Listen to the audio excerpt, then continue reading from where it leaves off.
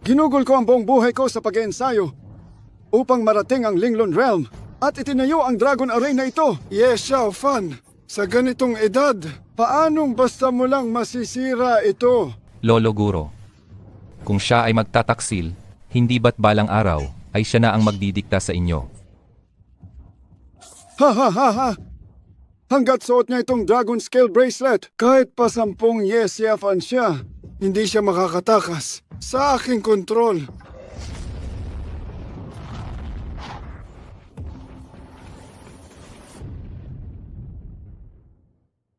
Ha ha ha! Lolo Guro, Xiao Fan, noong ikaw ay 3 taong gulang pa lamang, dinala ka na ng iyong ama sa bundok. Ngayon, kung makikita ka ng kaluluwa ng iyong ama, na ikaw ay nagtagumpay na, tiyak na siya ay matutuwa, tulad ko. Lolo Guro, sa puso ng inyong disipulo, kayo ang aking ama. Habang buhay ko kayong igagalang. Ang pinakamalaking hangarin ko ay mabawi ang 3 kayamanan na ninakaw ng 3 taksil mong guro. Lolo Guro, pinapayagan ko po akong bumaba sa bundok upang tulungan kayong mabawi ang mga kayamanan at hulihin ang mga taksil. Medyo mahirap iyan. Ang 3 kayamanan na iyon ay kasalukuyan, nakasild sa loob ng kanilang mga katawan. Kung gusto mong mabawi ang mga kayamanan, kailangan nila itong ibigay sa iyo ng kusa. Kung hindi, kahit puwersahin mo itong kunin, magiging basura lang ang mga kayamanan at wala ng halaga. Isa pa, ang 3 iyon ay hindi sila ordinaryong tao.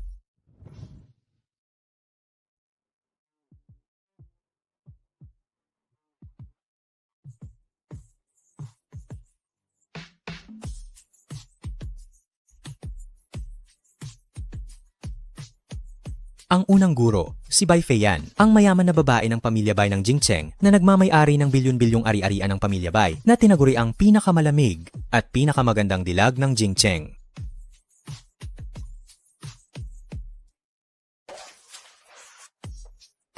Ang ikalawang guro, si Jiang Wushuang, ang pangunahing socialite ng Kyoto. Maraming kalalakihan ang nakayuko sa kanyang paanan, maakit at nag-aapoy, maituturing na pinakamahusay sa panahon. Ang ikatlong guro, si Lima Umao, anak ng pinuno ng underground world ng Kyoto, kilala bilang ang Queen of the Underground. Walang awa at malamig ang puso, ang buong Kyoto ay nangangamba sa kanyang pangalan.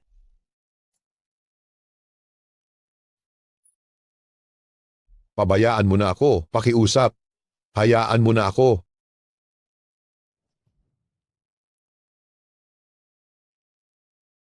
Master, kung ganoon, kailangan kong ipaliwanag ang mga benepisyo at kahihinatnan upang makita nila na dahil magkasama kami sa sekta, kusang loob nilang ibabalik sa amin ang kayamanan. Hindi ganoon kadali. Kung malalaman nila ang iyong pagkatao at maging maingat sila sa iyo, mas magiging mahirap itong gawin. Master, tigilan mo na ang pagbubuntong hininga at pag-aalala. Sumpa ko, gaano man kahirap, tutulungan kitang bawiin ang 3 kayamanan. Sige, ha ha ha. Halika, disipulo, isuot mo itong pulseras na Dragon Scale. Ang pulseras na ito ay makakatulong sa iyo na maramdaman ang mga kayamanan.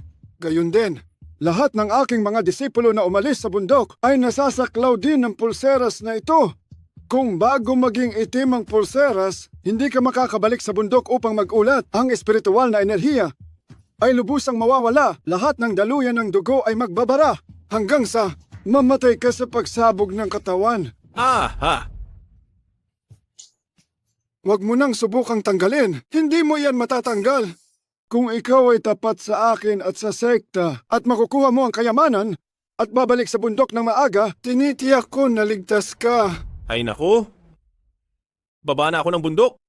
Tinitiyak ko, sigurado, tutulungan kitang makuha ang 3 kayamanan, kasama ang 3 taksil at ibabalik ko sila sa iyo. At saka, tanggalin ko na itong nakakainis na bagay sa lalong madaling panahon. Aalis na ako.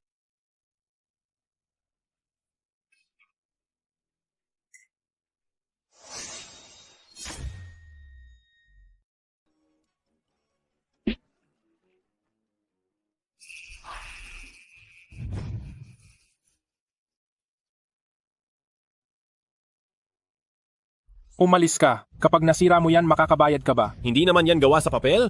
Magagawa bang masira sa paghawak lang? Anong kalokohan yan? Ang dali mong magsalita, ikaw na pulubi. Ang marumi mong kamay, karapat dapat bang humawak sa sasakyang to? Hoy, hindi pa ako tapos sa inyo ha. Nakaharang sa gitna yung kotse nyo. Tinakpan ang daanan ko. Hoy, ito ang teritoryo ng Lee family. Ikaw na pulubi. Bakit hindi ka pa umalis agad? Dukha, imulat mong mabuti ang mga mata mo. Ito ang malaking tarangkahan ng Lee family. Ang matitinong tao ay hindi nakaharang sa daanan. Alam mo ba yan? Hindi yata nakakaintindi ng salita ng tao ang dukhang to. Turuan natin siya ng leksyon. Sige, Hoy, tumakbo pa.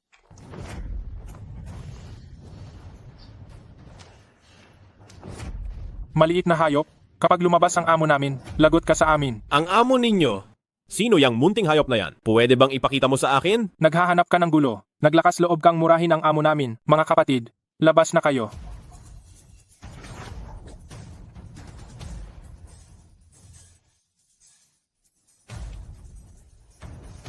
Iyan lang ba kayong lahat?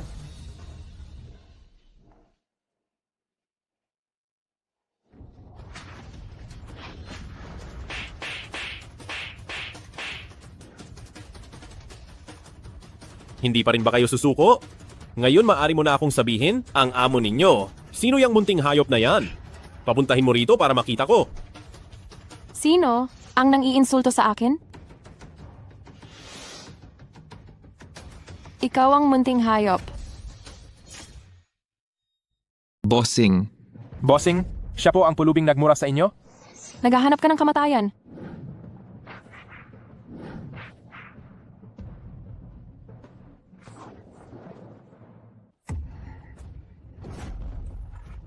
Pwe, manyakis ka.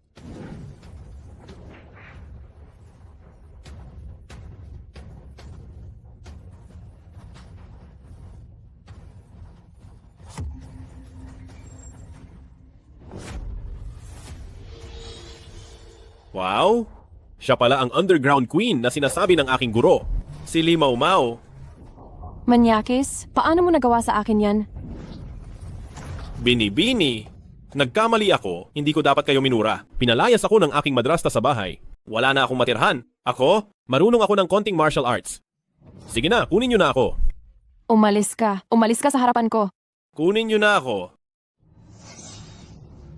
Sige, ikaw ang pumilit sumama sa akin. Mamaya pagbalik natin, hindi mo na kontrolado ang mangyayari sa iyo.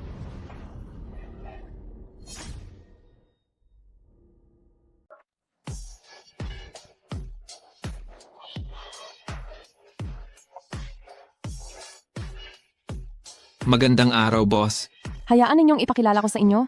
As ito, ang bagong dating na bodyguard. Kumusta kayo?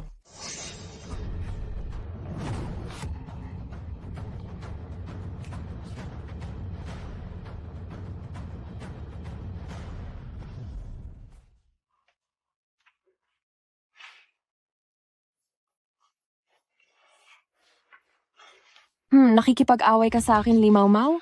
Napakabata mo pa para diyan. Iniisip mo ba na makukulong ako ng sirang lubid na ito?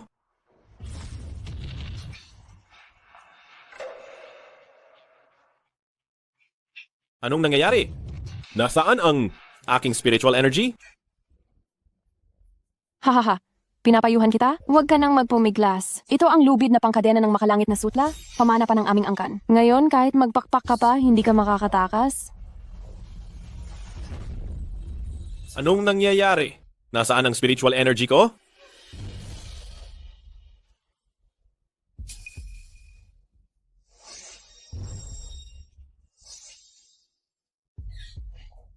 Mukhang tama ang hinala ko. Naparito ka rin para sa aking kristal ng dugo na neon. Mukhang tama ang hula ko. Pumunta ka rin dito para sa neon snow crystal na nasa akin. Aray! Anong kristal ba yan? Ako tinitingnan lang kita.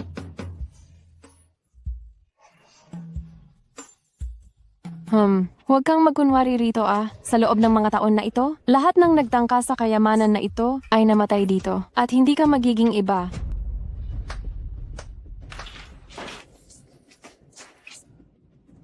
Ngayon, nawala ang lahat ng lakas ko.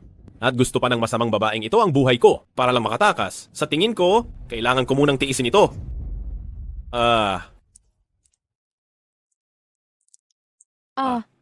Is Dan protested? Praise body you off for. Walang hiya ka. Ikaw talaga ikaw.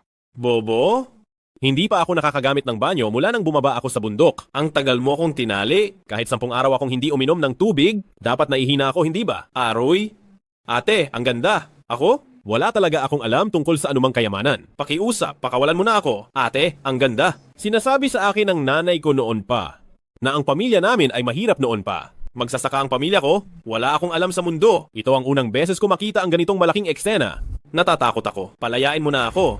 Naihi sa pantalon sa sobrang takot. Ganyan lang ang tapang, pero naglakas loob pa ring magnakaw sa pamilya Lee. Isang mahina, naglakas loob pang mamatay sa pamilya Lee. Akala mo ba dekorasyon lang kami? Kaming 4 na masasamang tao.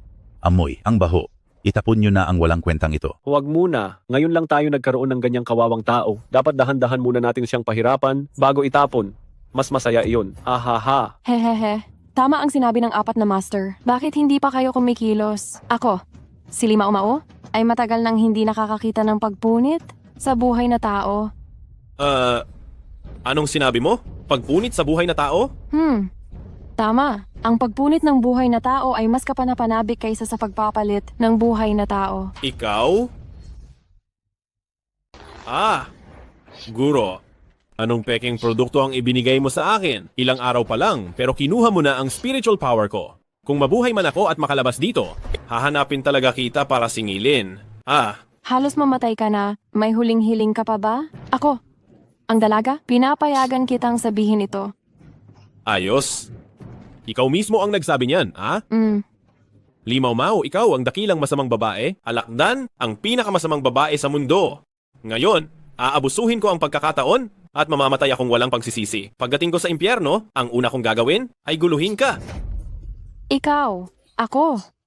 Sige, ngayon, hayaan muna kitang tikman ang latigo ko. Haha. Miserable ka. Tapos ka na. Itong gintong latigo ng aming dalaga ay tanyag talaga. 5 latigo, lalabas ang lahat ng laman. 10 latigo, mapuputol lahat ng ugat. 20 latigo, pati si kamatayan hindi ka na masasalba. Hump! Ang sinumang nagtangkang magnakaw ng aking rainbow snow crystal, kumain na ng kahit 10 latigo ko. Pero ikaw, hindi lang nagtangka sa kayamanan ko, gusto mo pang manligaw. Ngayon, kung hindi kita hahampasin ng 15 latigo, hindi ako ang dalaga ng pamilyang Lee.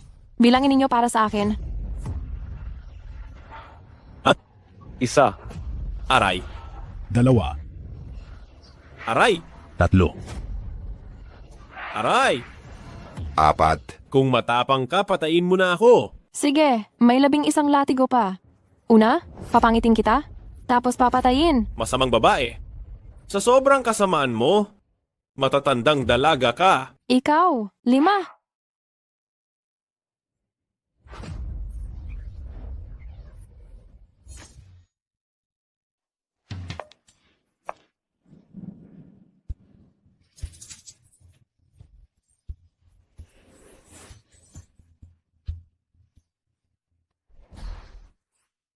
Gumising ka na agad at kunin ang relikya para iligtas ang aking sekta. Master, isa kang sinungaling. Wala akong balak mamatay.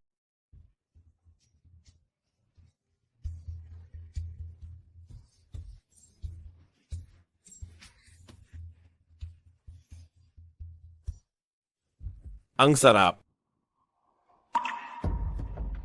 Aray. Ito. Ito na ang 10 hagupit. Siya, wala siyang nangyari. Ang gintong latigong ito ay nagbukas ng lahat ng aking mga meridian. Hey, isa itong biyaya sa likod ng disgrasya. Ay.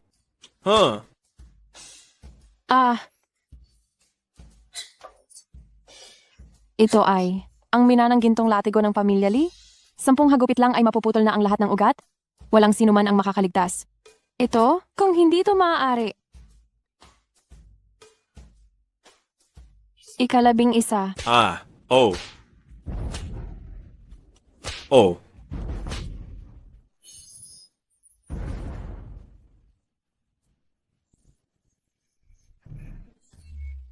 Ito na ba ang Melting Heaven Realm? Narinig ko sa aking master na, sa kasalukuyan, mga iilang tao lamang ang nakapag-cultivate sa Melting Heaven Realm, kahit ang master ko ay hindi kasama doon. Ibig sabihin ba nito na ang gintong latigong ito talagang nakakatulong sa aking pag-cultivate?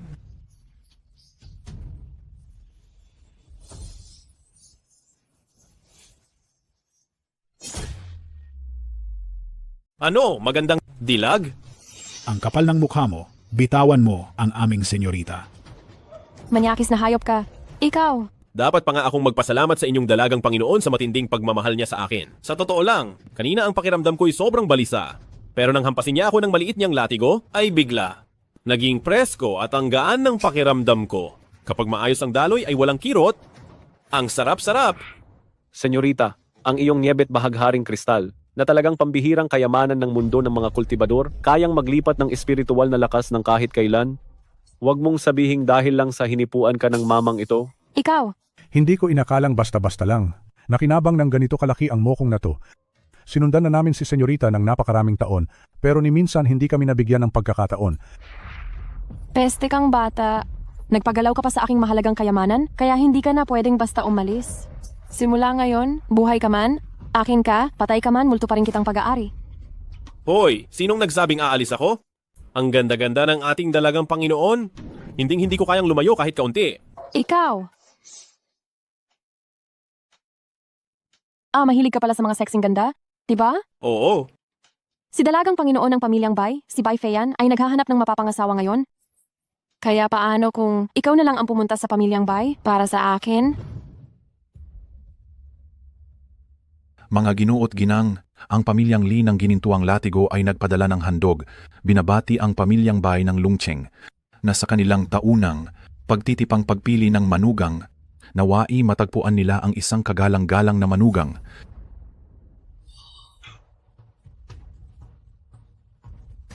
Ay, kumusta po? Narito ang regalo. Kumusta?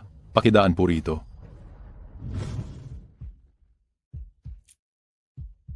Si Binibining Bay, kailan ba lalabas? Oo nga. Hindi pa raw niya kailanman ipinakita ang tunay niyang mukha, kaya ngayong araw, kahit hindi man siya makapili ng asawa, basta mabusog lang ang aming mga mata. Ayos na, sulit na ang punta namin. Ang sinasabing walang kapantay na ganda sa Jingcheng. Gusto kong si Ye Xiaofan mismo ang makakita kung gaano nga ba siya kaganda. Para tanghaling tunay na walang kapantay. Inaanyayahan natin si Binibining Bai.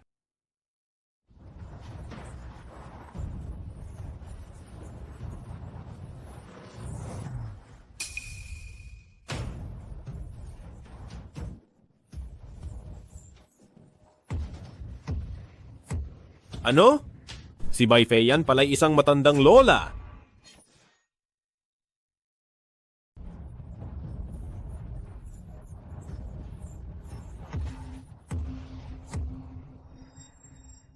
Ha?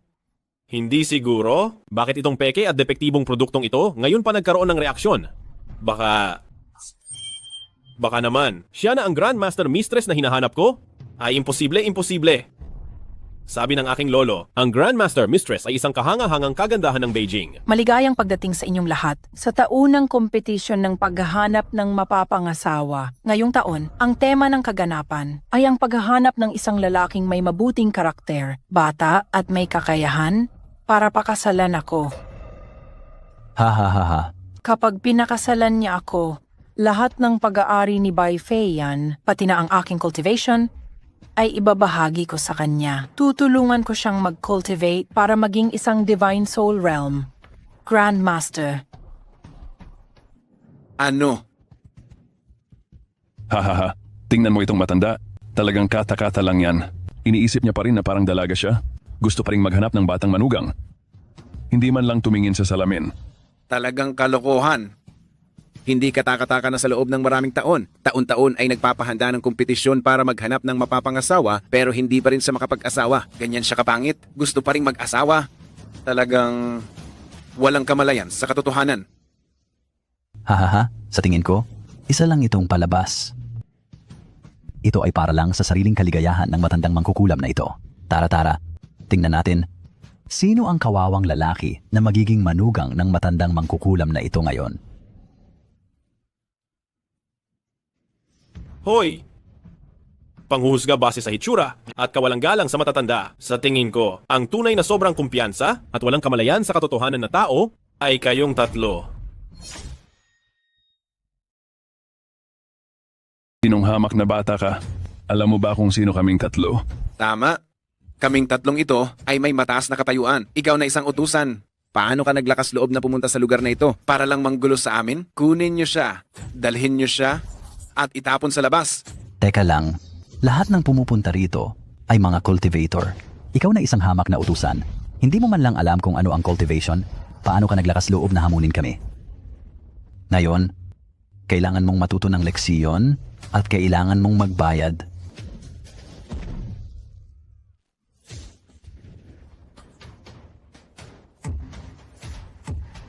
Oho, huwag mong isipin na dahil mabilis kang tumakbo, makakatakas ka sa suntok ko.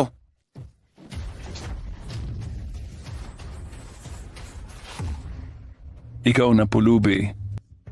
Nagtatangka ka bang suyuin ang matandang babae na iyon sa lahat ng paraan? Baka nag-apply ka. Habang nabubuhay ang isang tao, ay tumatanda. Kahit pagaano kaganda ang babae, kapag tumanda na, magkakaroon din siya ng kulubot. Kayo, bakit ganyan kayo kaayaw sa matandang babae? Baka naman, alam nyo na hindi kayo aabot sa ganoong edad? Binata, ang mga sinasabi mo gusto kong pakinggan. Kung gayon, payag ka bang pakasalan ako? Pakasalan. Sabi ng master, kung hindi sila kusa, hindi ko makukuha ang kayamanan. Para sa kayamanan, kailangan ko na lang isakripisyo ang sarili ko. Gayunpaman, sa edad na ito, sa itsura na ito, master, paanong naging kariktansya ng kabisera? Ginawa mo sa akin ito. Pumapayag ako. Mabuti. Kung ganoon, pumunta ka sa harapan ng entablado. Mga alagad, maghanda ng alak. Binata, inumin mo na.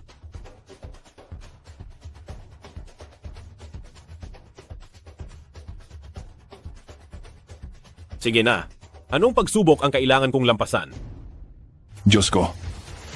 Bakit siya naging matanda?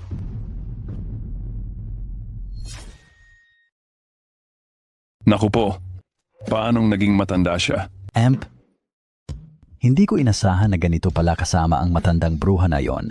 Mabuti na nga ang intensyon ng tao. Tinulungan siyang makawala sa gulo, pero ginawa niya namang matanda ang tao. Isang matandang babae, natural lang na dapat ay matanda ang kapareha niya. Sayang lang, ang binatilyong ito, walang kamalay-malay na nahulog na pala sa bitag niya. Tingnan natin kung paano siya makakaahon. Ang sinumang gustong magpakasal sa akin, dapat muna silang makapasa sa 3 pagsubok. Itong unang pagsubok ay ang pagsubok sa psikolohikal na katatagan. Kung hindi niya kayang tanggapin ang ganitong maliit na pagbabago, paano pa niya kukunin ang mas mabibigat na responsibilidad sa hinaharap? Tulad ng sinabi ko kanina, ang tao, tutal darating ang araw na tatanda rin. Kung ganoon, ang maaga na makaranas, ayos lang din naman. Napakagaling. Ang una kong susubukan ay ang iyong pisikal na kalakasan. Ininom mo ang aking pinatinding alak, kaya mabilis na humina ang iyong esensiya. Kahit mayroon kang kapangyarihan, sa oras na ito, hindi mo ito magagamit. Kung kaya mong sa ganitong estado, ay mapabagsak mo ang 4 kong tauhan. Kung gayon, ang pagsubok na ito, ay ituturing na pasado ka. Ha ha ha. Tunay na instant karma.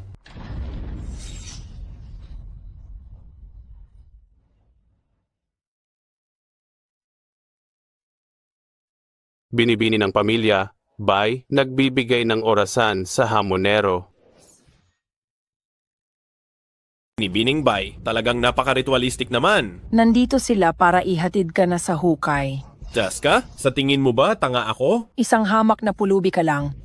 Tapos magkakaroon ka ng pagkakataong makipaglaban sa 4 na kamatayan ko. Swerte mo na yan at napakaraming buhay mo ang kinailangan bago mo nakuha yan. Hindi ba't ito ang tinatawag nilang ang mga tanga ay sinusuwerte? Aba, ang ihatid ka sa hukay, hindi yan swerte. Ang pakasalan ka, iyon ang swerte. Itong 2 guro ko, ang isa ay hinahagupit ako, ang isa naman ay pinaiinom ako ng lasong alak. Ang cultivation na nakuha sa hagupit, ngayon ay pinipigilan ng lasong alak. Kapag natalo ako ng 4 na buhay na patay na ito, hindi ba nakakahiya yan sa lolo't lola kong guro? Hindi kaya. Itong matandang babae ay binibiro rin. Ngayon, talaga namang nakita natin ang lahat. Ha ha ha ha. Hindi pa ba kayo aatake? Binibining bay. Maputi na ang buhok mo, ako ay 70-80 na. Kami ay ipinanganak para sa isa't isa. Bakit pa tayo mag-aaway? Dito pala ang kayamanan.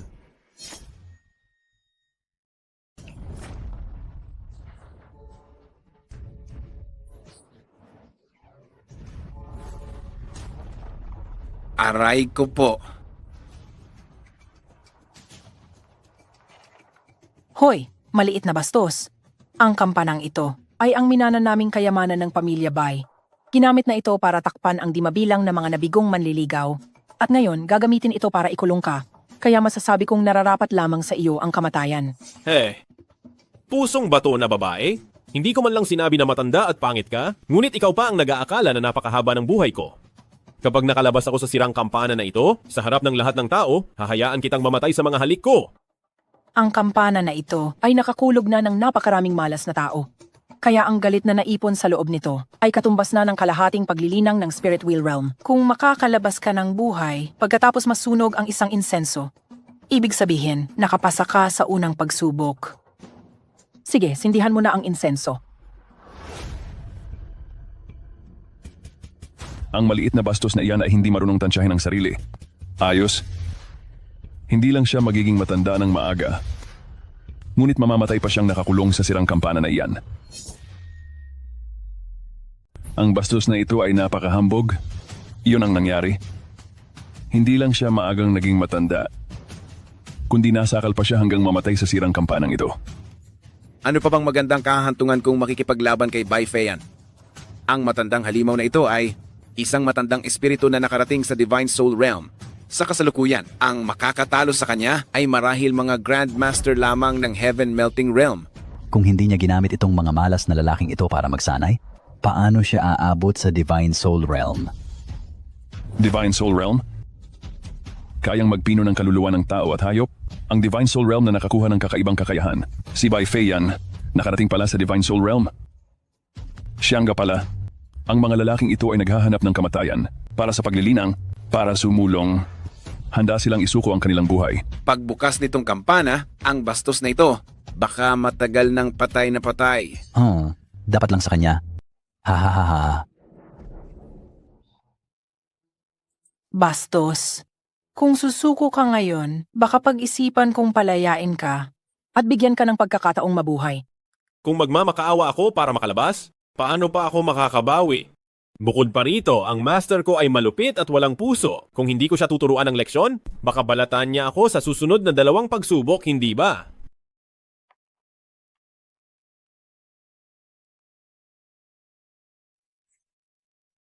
Bakit walang galaw? Nasakal na agad?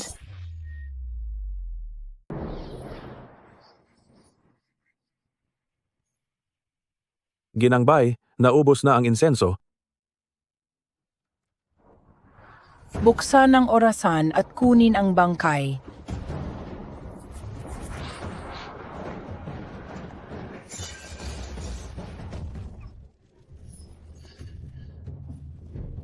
Aba, Diyos ko, buhay pa rin siya.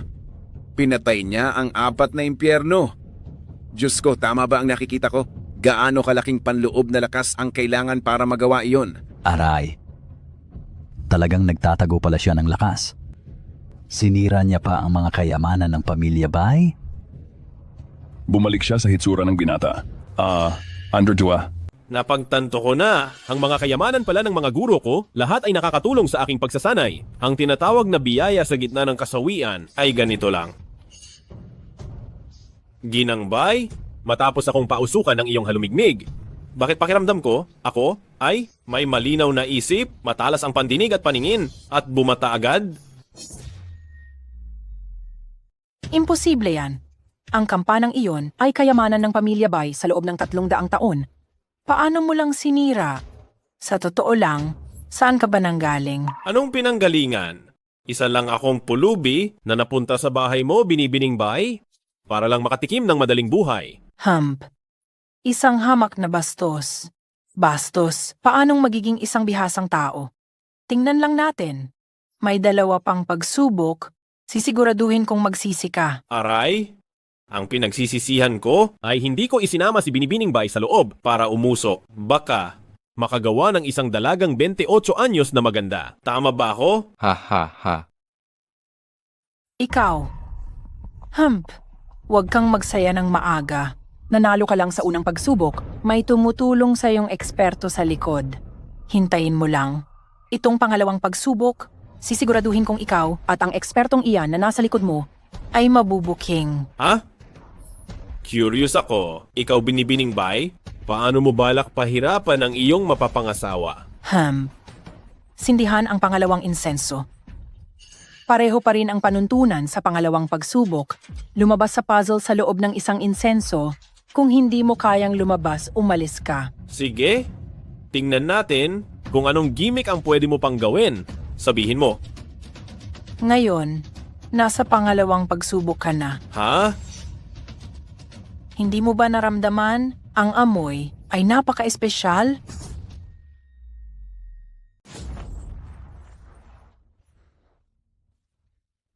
Ang pangalawang pagsubok na ito ay ang aking malaking ilusyon.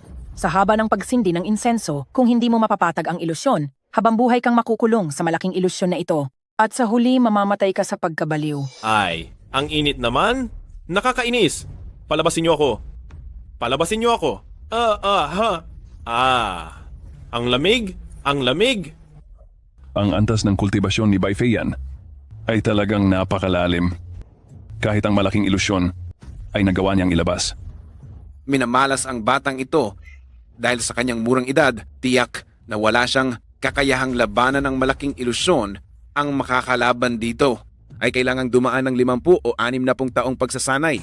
Amafa, nararapat sa kanya. Pinagbigyan lang siyang manalo sa unang pagsubok para malaman niya na ang isang hamak na walang kuwentang tao ay walang karapatan na magpakita ng kayabangan sa mundo ng kultibasyon.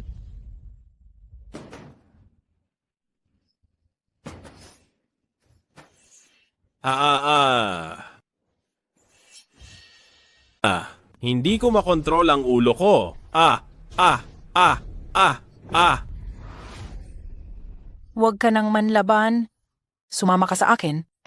Dadalhin kita sa walang hanggang paraiso.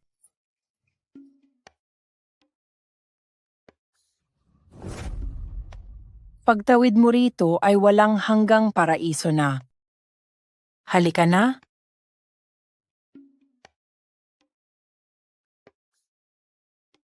Tara na, halika na.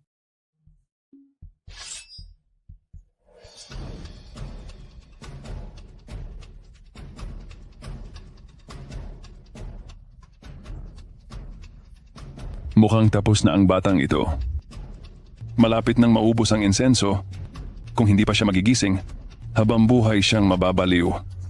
Yung huli na pinabaliw ni Bai Feiyan, tumalon na sa bangin noong nakaraang buwan. Hindi nag-iisip, parang pala kang gustong kumain ng laman ng gansa. Isang pulubi, nangangahas makipaglaban sa isang dalubhasa sa paglinang na tulad ni Bai Feiyan. Tiyak na mamatay o mapipinsala. Sana matuto siya sa leksiyon at huwag nang gumawa ng katangahan. Ahahaha.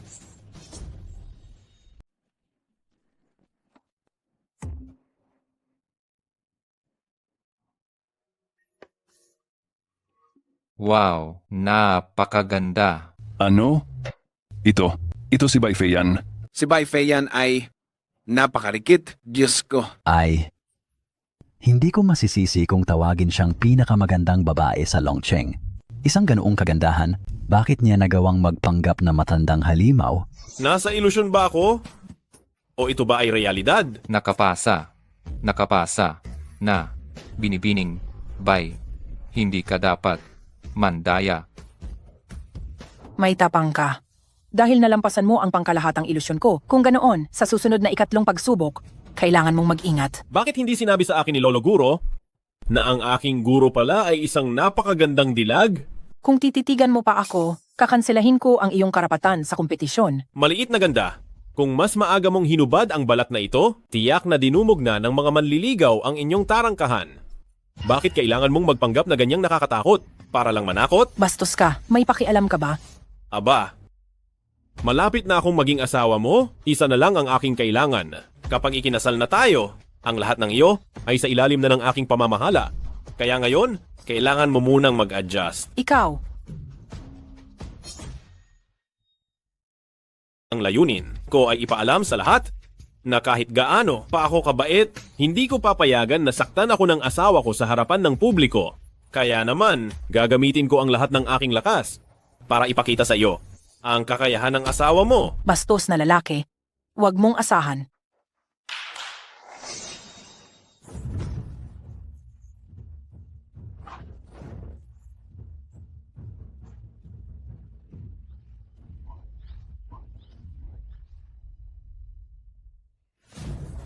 Silang apat ang mga tagapagmana ng apat na pangunahing pamilya ng mundo ng paglilinang ng espiritu. Bawat isa ay may pambihirang talento at malakas ang kanilang espiritual na kapangyarihan. Ang ikatlong pagsubok na ito, sila ang makakalaban mo. Kung malalagpasan mo sila, Kailangan ko munang patayin ang apat na iyan. bakit? Dahil, paano ko papayagan na may nakapaligid sa asawa ko na napakaraming walang kwentang payat na lalaki? Ikaw, bastos. Huwag mong isipin na dahil sinuwerte ka at nakalusot sa dalawang pagsubok ko, sigurado ka na. Sasabihin ko sa iyo.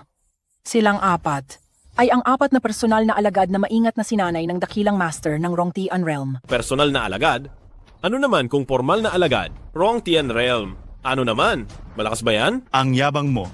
Mukha ka lang simpleng lingkod, baka natuto ka lang ng iilang kaunting kasanayan mula sa iyong amo, pero wala ka nang iginagalang sa buong mundo ng paglilinang ng espiritu. Tunay na ang kawalang alam ay walang takot. Kaming apat ay direktang alagad ng dakilang master ng Rongtian Realm. Kaming apat, kapag nagkaisa, walang makakatalo sa amin sa buong lungsod ng dragon. Sino ka bang pulubi? Alam mo ba kung ano ang Rongtian Realm? Nakikita ko ang mga itsura ninyong ipinagmamalaki ninyo.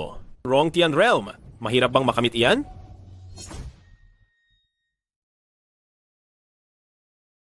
Kawalang alam. Kaming lahat ay mga taong may mataas na posisyon at hindi ko gugugulin ang oras ko sa pakikipagtalo sa iyo mamaya.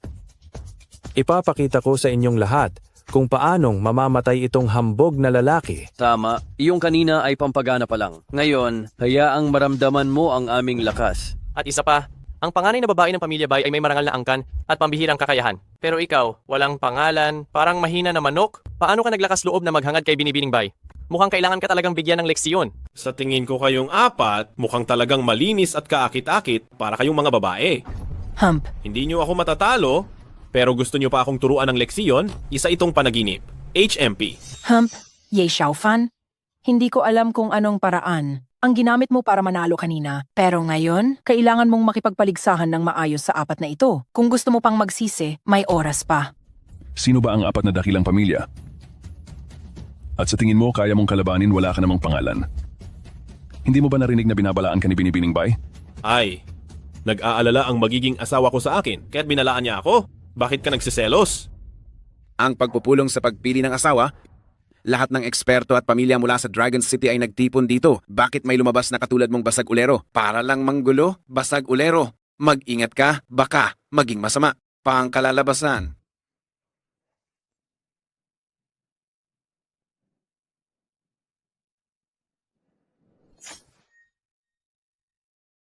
Gilan mo na ang pagdaldal. Papalasapin ko sa iyo ang lakas ng apat na dakilang pamilya ng Longcheng. Apat na sagradong selyong pormasyon.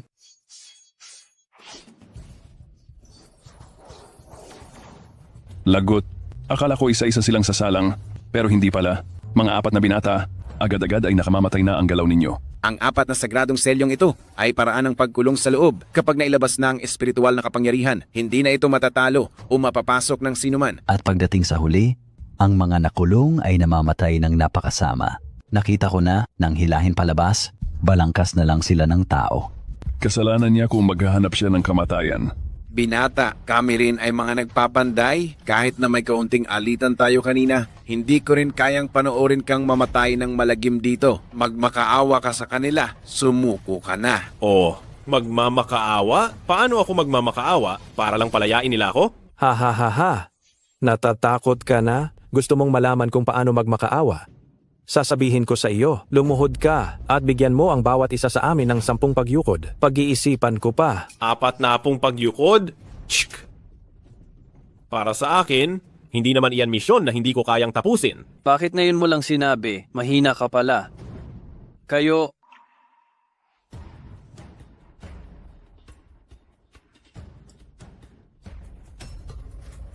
Dalhin ninyo yan. Ikutan ninyo ang lugar at pakakawalan na kita. Bitbitin mo yan sa bibig mo at umikot sa lugar. Saka kita pakakawalan. Ay, talaga? Kung gagawin ko iyan, sigurado ka bang pakakawalan mo ako? Hindi kanya pakakawalan, pero ako, pakakawalan kita. Ngunit ang kondisyon ay... Mukhang si Ginoong Wu ay mas mabait pa sa inaasahan ko. Ay, huwag kang mag-alala, sisiguraduhin ko na masisiyahan ka. Si Ginoong Han, kumusta? Ang magtaas ng kamay sa isang taong tulad mong nasa ilalim ay hindi ko rin ginugusto. Kung kusang loob mong sasampalin ang sarili mo ng 10 beses, maaari kitang palayain. Oh, mukhang ang mga kahilingan ninyo ay hindi naman sobrang labis. Sige, ganito na lang. Isa-isa kong tutuparin ang mga kahilingan ninyo. Magkaayos na lang tayo. Ye Xiaofan, kung nagdesisyon ka ng magmakaawa sa kanilang lahat, nangangahulugan iyan na sumusuko ka na sa kompetisyon. Pag-isipan mong mabuti iyan. Ay, kailan ko sinabing magmamakaawa ako? Ha ha ha ha.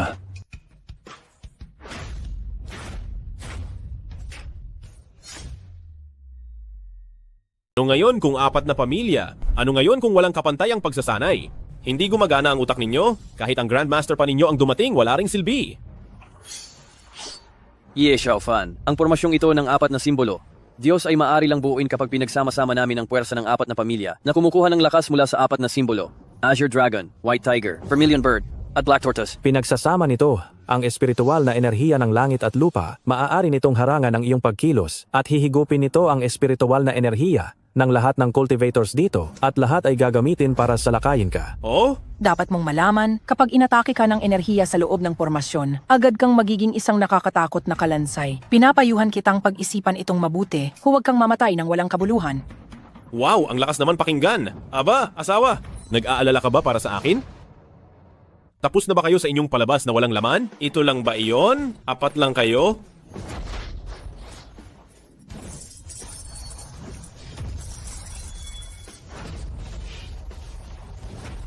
Isang simpleng pormasyon ay sisirain gamit ang simpleng paraan. Panoorin niyo ako!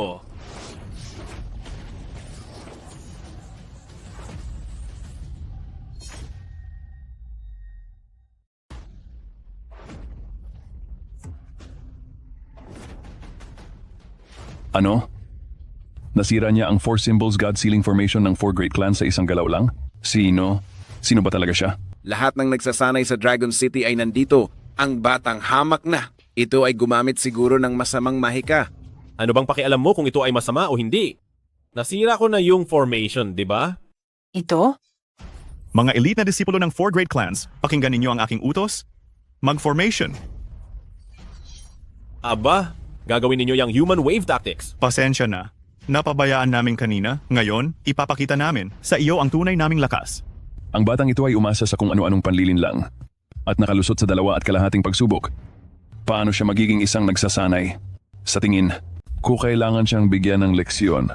Hoye, ngayong pagkakataon, kung gagamitin mo pa rin ang mga kakatuwang galaw ng isang pusakal kahit makalusot ka sa 3 pagsubok at mapakasalan mo si Miss Bai, siguradong magiging kasuklam-suklam ka at pandidirihan ka. Sige, dahil inaasahan ng lahat na gamitin ko ang aking tunay na kakayahan, hindi na ako magtatago pa. Ngayon, ipapakita ko sa inyo ang espiritual na lakas ng Melting Heaven Realm. Mabuti, dahil inaasahan ninyong lahat na gamitin ko ang aking totoong kakayahan, kung gayon hindi na ako magtatago pa. Ngayon, ipapakita ko sa inyo ang lakas ng enerhiya ng Fusion Heaven Realm. Ano? Fusion Heaven Realm? Ha? Anong kabaliwan ang sinasabi mo? Huwag na nating pag-usapan na wala kang pagkakataong makarating sa Fusion Heaven Realm. Kahit na umabot ka pa roon, sa ilalim ng aming 4 symbols God-sealing array, wala pa ring silbi. Bakit walang silbi? Halatang hindi ka nagpa-practice dahil hindi mo man lang alam iyan. Ang 4 symbols God-sealing array, kayang sumipsip ng enerhiya mula sa langit, lupa, at tao, kasama na ang iyo. Kung gaano karami ang enerhiya mo, ganoon din karami ang kaya nitong sipsipin. Sa iba siguro ganyan nga, pero sa akin hindi siguro mangyayari iyan. Dahil ang pinakamalaking gamit ng huwad at peking produkto na ito ay pigilan ng aking espiritual na enerhiya. Hindi ko nga magamit, tapos gusto ninyo pang sipsipin? Imposible. Napigilan? Haha, wala lang talaga iyan. Suot lang ang basurang pulseras na iyan. Sasabihin mo nang napigilan. Ha? Ha. Huy, ayaw ko rin namang ganito. Kaya dahil hindi ko magamit ang espiritual na enerhiya, natural force na lang ang gagamitin ko. Nabalitaan ko ang natural force na ito. Hindi lang ito basta gumagawa ng bagwa array at hindi rin ito nasisipsip ng maraming tao. Tama ba? Di ba? Ayan na. Pakialam ninyo ba kung espiritual na enerhiya o natural force? Basta kayo'y matalo ko, yun na ang magandang lakas. Aray! Tingnan nga natin kung ang maliit mong panloob na lakas ay makakapagpigil sa espiritual na enerhiya naming lahat.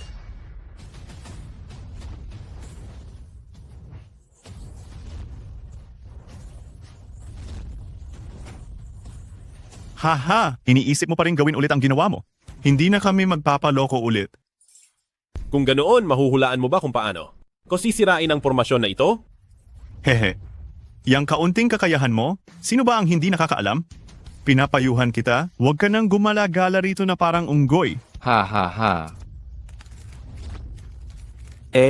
Ang galing. Mukhang may taglay talagang panloob na lakas ang batang ito dahil nagawa niya tayong pigilan ng matagal. Ano ba naman iyan? Ang daloy ng ating espiritual na enerhiya ay nagpapalipat-lipat, walang katapusan, habang ang kanyang panloob na lakas malapit na ring maubos.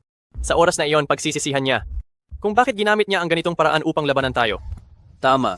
Kapag naubos ang kanyang panloob na lakas, sasabog ang lahat ng kanyang mga meridian at magiging napakapangit ng kanyang pagkamatay. Tinatakot mo na naman ako. Di ba mamamatay lang ako dahil sasabog ang ugat ko? Sana nandito si Lee Mao Mao para hampasin ako ng gintong latigo niya. Mukhang hindi natatakot ang batang ito. Mga kapatid, bilisan niyo pa. Ipadala natin ang batang ito sa langit.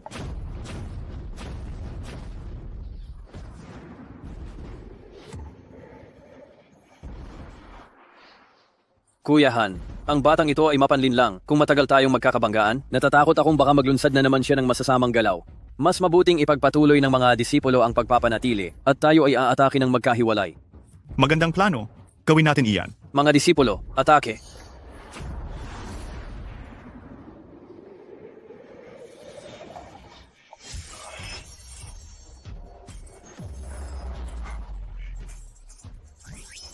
Ito ay kasalanan mo? Maging inihaw na baboy.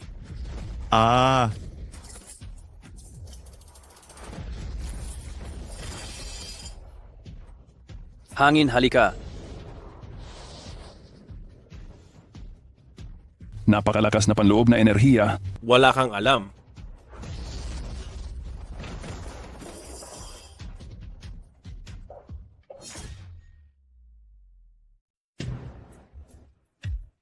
Wu Xiao, ang susunod mo bang hakbang ay hindi kaya maging parang isang malakas na bagyo? Ha? Yes, Xiaofan. Huwag kang masyadong mayabang. Mga disipulo, pakinggan ninyo ang aking utos. 4 symbols God Sealing Array. Muling ihanda ang formasyon. Ay. Walang nagsabi sa akin na ang ikatlong antas ay walang katapusang mode. Ay, asawa ko, naglalaro ka ng daya. Kung gusto mong mag-apply para maging asawa ko, kailangan mong sundin ang mga patakaran ko. Huwag ka nang magpaligoy-ligoy, harapin mo ang laban. Hoy, ikaw!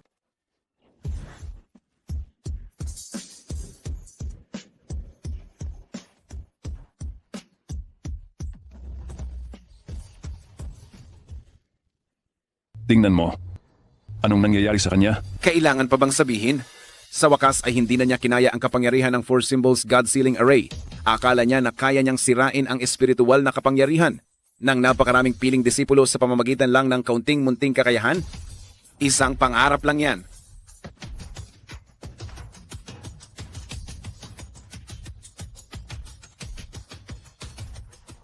Nararamdaman ko na ang nakatagong espiritual na lakas ay umiikot sa loob ng aking katawan. Gusto nang makalusot sa mga meridian. Malamang ay masyadong matagal na itong naipit ng pulseras. Hindi!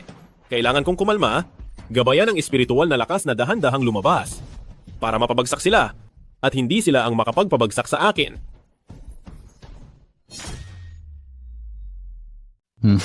Bastos. Akin na at umamin ka na. Kung aamin ka na, si Binibining Bay, baka payagan pa niya silang tumigil at iligtas ang buhay mong parang aso.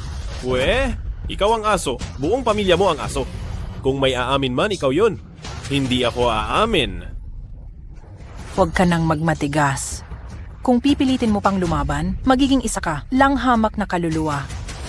Kung pagsisisihan mo ito ngayon, may oras pa. Para mapakasalan ka, hindi ako natatakot mamatay. Ano ang kinatatakutan ko sa pagiging hamak? Kung gayon, mamatay ka na. Nakasama pa ako. Salamat sa pag-aalala, mahal. Ang kabaitan mo, pinahahalagahan ko. Talagang malapit na siyang mamatay, pero ayaw pang magsisi. Ganyan na ang sitwasyon, pero mayabang pa rin. Nanlalandi pa kay Binibining Bay. Hahayaan kitang mamatay ng walang libingan.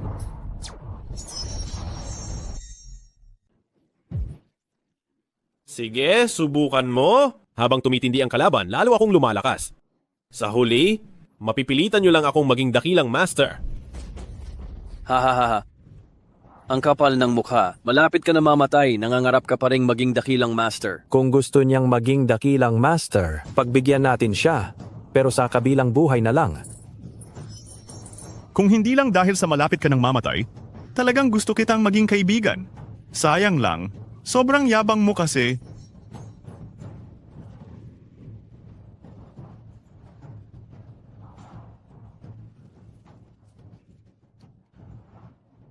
Hahaha.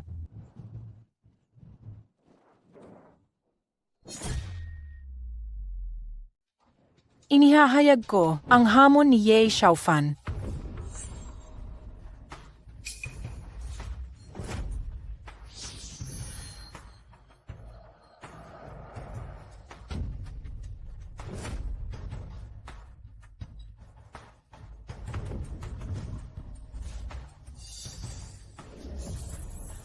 Imposible yan. Sa ilalim ng Four Symbols God Sealing Formation, na inilunsad ng 4 na malalaking pamilya kasama ang kanilang mga disipulo, walang nakalabas na buhay.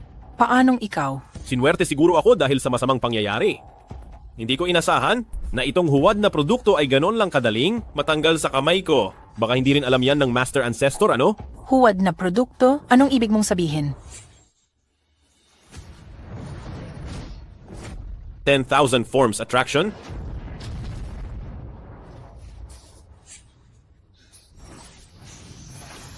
Sky-breaking slash.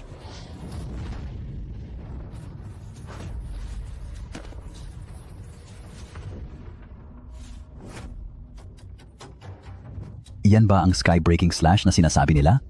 Ngayon lang ako nakakita nito. Ngayon, matatawag bang nasira ko ang formation?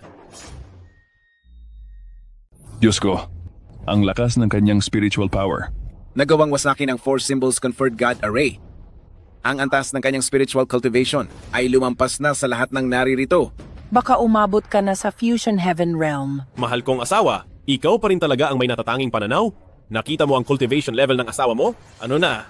Papayag ka na bang magpakasal sa akin? Imposible. Tanging ang mga nasa antas lamang ng Grandmaster ang posibleng makalaban sa Fusion Heaven Pillar. Paanong mas malakas ka pa kaysa sa isang Grandmaster? Baka ang batang ito gumamit lang ng ilusyon? Hindi ako naniniwala. Sa kasalukuyan, walang lumabas na Fusion Heaven Grandmaster. Ito ang pinakamataas na pangarap ng lahat ng spiritual cultivators. Paanong nakamit mo ito? Hindi rin ako naniniwala. Miss Bai, isa pa. Aray, kung gusto mo ikaw ang sumubok, ako ikakasal na sa asawa ko.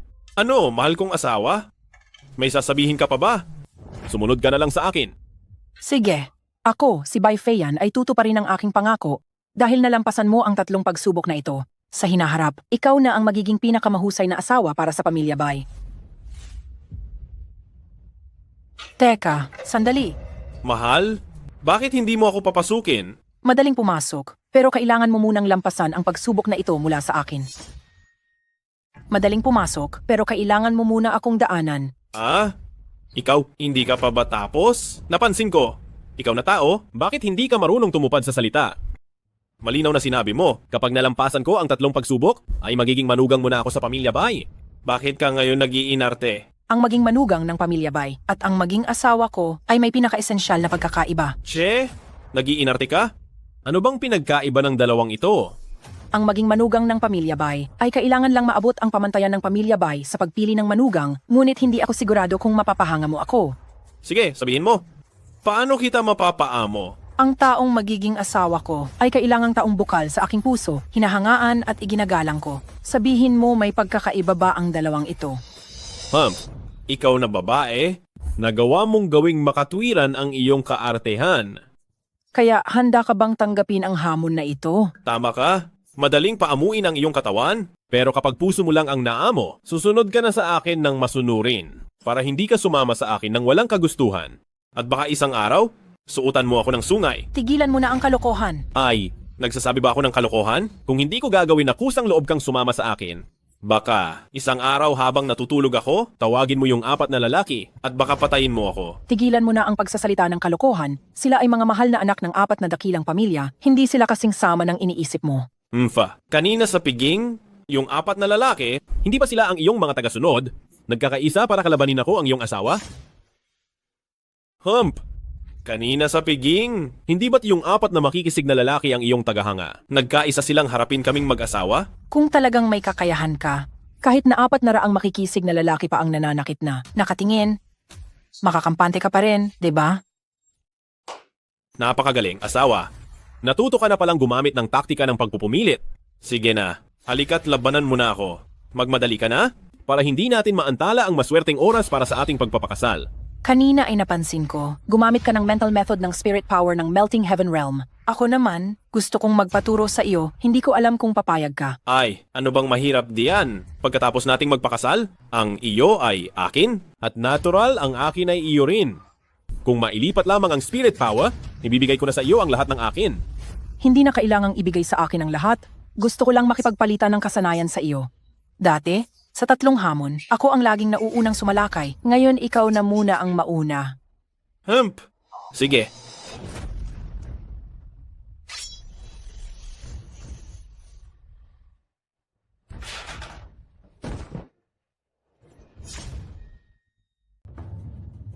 Ate, para lang matalo ang maliit na tulisan na to. Napagod ka siguro, ano? Ako ang pinakapagod ha. Kung anong pampalakas, pampamanhid o panghilo, lahat yan ginamit ko na. Ikaw mismo ang magsabi. Sino bang mag-aakala na ang lalaking ito ay ganoon katibay? Shuang, mukhang ang kakayahan mo sa paggawa ng lason ay hindi pa lubos. Hindi ako ang hindi lubos sa paggawa ng lason, kundi itong lalaking to ay napakalakas ng abilidad sa pag-alis ng lason. Pangalawang ate, mas malakas ba ang kakayahan niyang mag-alis ng lason kaysa sa iyo? Sabagay, pagdating sa usapin yan, ako at ang ate ay talagang walang kaalam-alam. Bobo ka, ang itinuro lang sa akin ni Guro ay paggawa ng lason. Hindi niya talaga ako tinuruan kung paano mag-alis ng lason. Ano? Bakit ganoon kasama si Guro? Sa totoo lang, siguro noon, ay balak pa sanang turuan si Shuang na mag-alis ng lason. Pero bago pa magsimula, ay nangyari na ang insidenteng iyon. Ang insidenteng iyon? Alam ko na. Sige na, huwag muna nating pag-usapan yan. Itong lalaking to, mukhang bata pa, pero nakakagulat ang cultivation ng kaniyang espiritual na kapangyarihan. Pinakamababa ay nasa Fusion Heaven Realm Level 2. Sa mundo ngayon, wala pang Grandmaster. Ang may ganitong level ng abilidad, saan ba talaga galing ang taong to? Ako ang nakapulot sa kaniya sa daan. Ako iyon. Oo, pinulot ko siya sa kalsada. Ano? Pinulot mo lang sa kalsada? Hindi mo alam, nakakataas na ate. Ang munting bastos na ito, sa sandaling makita niya ako ay gusto na akong bastusin. Kaya naisip kong hilahin siya pabalik dito upang maturuan ng husto. Sabi mo binastos ka niya? Oo. Baka naman ang habol niya ay ang iyong kayamanan. Tama. Pinaghihinalaan ko na ang habol niya ay itong neon blood crystal ko. At saka mukhang nakuha na niya ang liwanag ng aking neon blood crystal. Halos mapatay ko na siya. Hindi ko inaasahan na pagkatapos ng ilang sandali, muli siyang naging napakaliksi. Ang 3 kayamanan na nasa atin, gagagana lang ang lakas ng espiritu kapag nakatagpo natin ang ating mga kapatid sa sekta. Nakakataas na ate, noong nagtagisan kayo ng galing, hindi ba napansin mo rin ito? Tama. Mukhang itong si Ye Xiaofan ay may kaugnayan sa ating sekta. Sa tingin mo, baka ipinadala siya ni Guro? Kung gayon, kailangan na natin siyang patayin agad. Mao, wag mo namang laging patayin agad ang tao. Ang bagay na ito ngayon ay hindi pa lubusang naiimbestigahan. Huwag tayong kumilos ng padalos-dalos. Mabuti na lang at inilagay ni Xiao Shuang sa espada ang pinakamabisang pampatulog na ginawa ni Guro noon. Kung hindi, kaming 3 lang, baka wala talagang magawa sa batang ito. Hay, ano ang gagawin natin ngayon? Tayo bilang mga cultivator ng espiritu ay hindi pwedeng pumatay ng basta-basta. Sa tingin ko, baka pilayin na lang natin ang kanyang mga binti. Sa ganoong paraan, hindi natin lalabagin ang patakaran at hindi rin siya makakatakas. Sa tingin ko, bakit hindi natin pilayin ang 2 binti niya para hindi tayo makalabag sa ating panata at hindi rin siya makatakas? Ay, tama. Kapag naputol ang meridian veins sa katawan ng isang spirit cultivator, mawawala ang lahat ng spiritual power? Nakakatandang ate, napakatalino ng paraan mo. Hindi maganda, hindi maganda, hindi maganda. Kung gagawin natin iyan, may panganib pa rin. Sa tingin ko, dapat lang na ang kanyang 4 na paa ay putulin lahat. Sa ganitong paraan, ligtas na tayo. Kukunin ko ang kutsilyo. Ako na ang magdi-disinfect sa kutsilyo mo. Kailangan kong ipaalam na ang paligsahan para sa pagpili ng asawa ay kailangang magpatuloy at magdagdag ng bagong miyembro. Inay ko. Anong klaseng grupo ng mga babaeng tulisan ang tinuruan ng lola ko? Hindi nakakagulat na kaya nilang magnakaw at tumakas. Hi.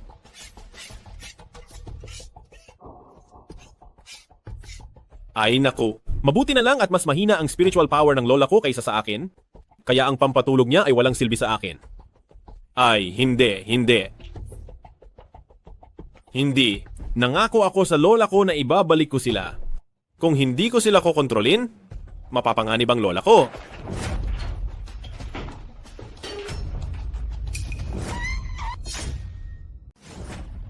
Huwag niyo akong balian ng mga buto. Aaminin ko lahat. Mabuti, kaya pala narinig mo lahat ng sinabi ko. Tama? Ngayon, kahit anong aminin mo, mamatay ka pa rin. Sandali, ano ba ang iaamin mo? To, 3 guro? Magkakakilala tayo.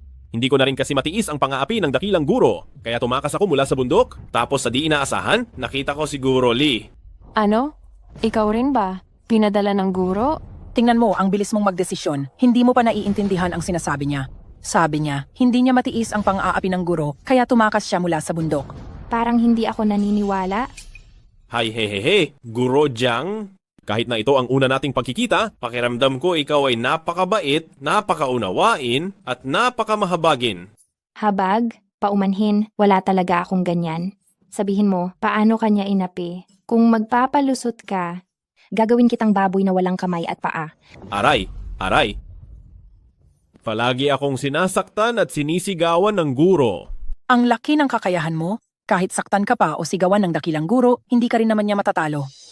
Habang nasa bundok ako, nadiskubre ko ang isang malaking sikreto ng guro. Pagkatapos binigyan niya ako ng pulseras na sumasala ng lakas. Pero nalaman ko, ang pulseras na ito, wala namang epekto sa akin. Malaking sikreto? Isang malaking sikreto. Huwag niyo akong titigan. Kahit paano, hindi na ako makakabalik sa bundok dahil nakilala ko kayong mga guro dito sa baba. Mabuti pang magsama-sama na lang tayo at mamuhay ng maayos. Ate Master, hindi ko inakalang kaawa-awa rin pala siya. Paano kung kupkupin na lang natin siya? Sa tingin ko, hindi siya nagsisinungaling. Bukod pa rito, napakalakas ng kanyang espiritual na kapangyarihan. Kung kasama natin siya, mapoprotektahan niya tayo. Tama ka, nitong nakaraang ilang araw, napansin kong maraming misteryosong tao ang palihim na sumusunod sa atin sa paligid. Kaya hayaan na lang nating manatili siya at gawin siyang tagapagbantay natin. Pero kailangang kanselahin ang kasunduan sa kasal. Kahit halos magkasing edad lang tayo, paano ako maglalakas loob na pakasalan ang isang guro? Hindi ba iyon ay paglapastangan? Mabuti at alam mo, simula ngayon, sumunod ka na lang sa amin. Ang tatay ni Master Lee ay magdiriwang ng kaarawan ngayon, kaya inutusan niya akong bumili ng regalo. Hoy, amo! Hindi kami bumibili ng insurance dito. Aba, itong lugar namin ay para sa pagtanggap ng mayayaman. Ikaw na walang kuwenta nagbebenta ng insurance. Anong ginagawa mo rito? Makakapagnegosyo pa ba kami? Tingnan mo nga, bakit mo ako minamaliit? Paano mo nalaman na hindi ko kayang bilhin ang mga paninda nyo? Sa hitsura mong iyan, mas mabuti pang bumalik ka na lang at magbenta ng insurance. Hoy, ako ang pinuno ng aming pamilya. Pumunta ako rito para pumili ng ilang magandang bagay. Masama ba iyon? Lahat ng ito ay mga yaman na hindi matutumbasan ng halaga. Palengke ba to para sa iyo? Alis na, lumayas ka. Sandali, sandali. Kung bibilhin ko ang mga gamit nyo dito, hindi mo na ba ako papaalisin? Kung kaya mong bilhin ang pinakamura na isa sa mga gamit namin dito, hindi na kita papaalisin. O ano? Mura ay hindi laging maganda ang kalidad. Kung bibili ako, ang pinakamahal na ang bibilhin ko. Sige, sige. Sige, halika, halika, halika.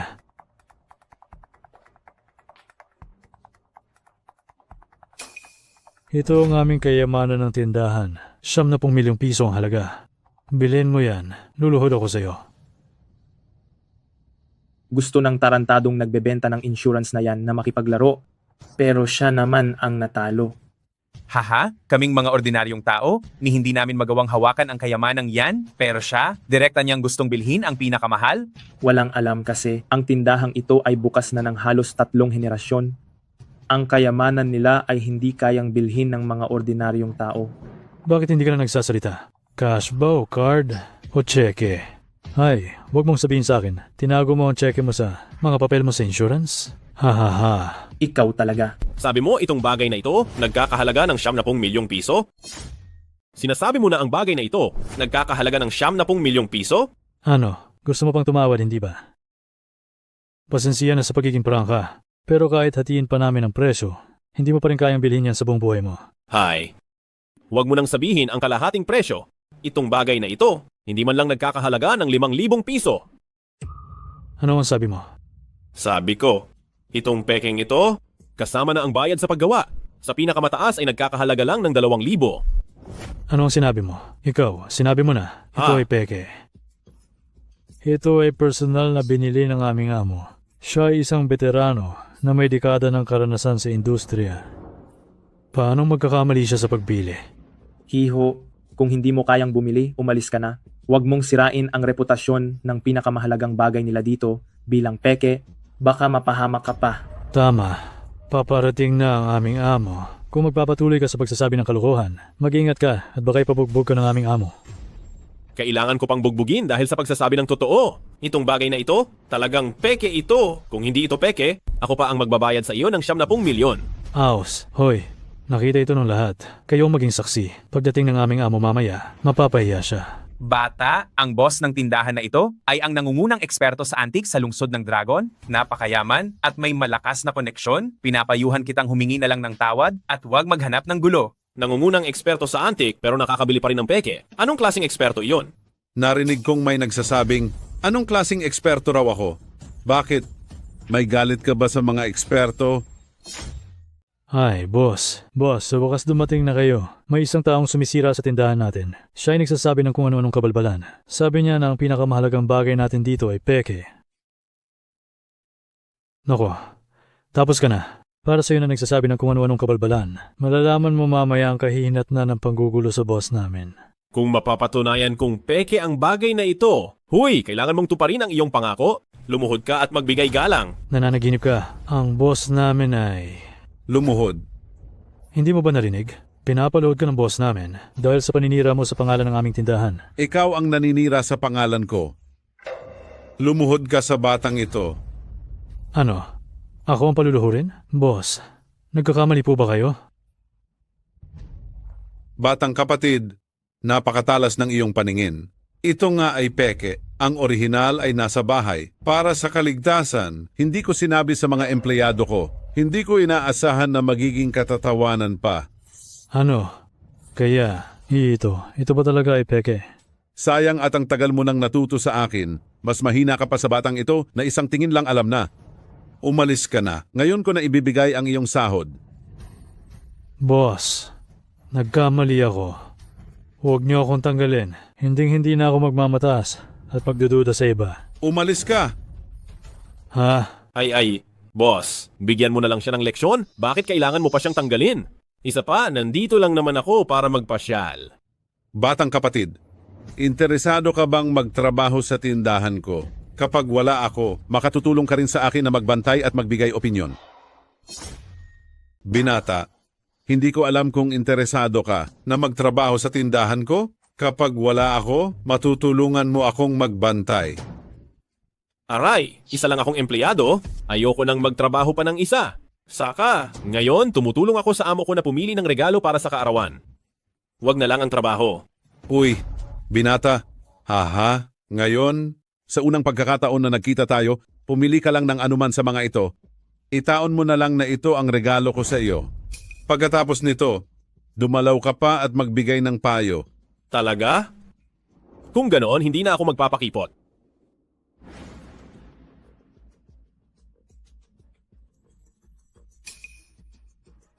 Gusto ko ito. Hehe. Matagal nang nakadisplay ang jade pendant na ito at hindi pa rin nabebenta. Bakit ito ang pinili mo, binata? Uy, boss. Magkano ang ipagbibili mo sa akin? Haha, kung ganoon, susubukan muna kita. Bakit mo nagustuhan ang piraso ng jade na ito? Ang jade pendant na ito, kahit na hindi ito makabenta ng mahal, hindi ibig sabihin na wala itong halaga. May mata ka sa ganda?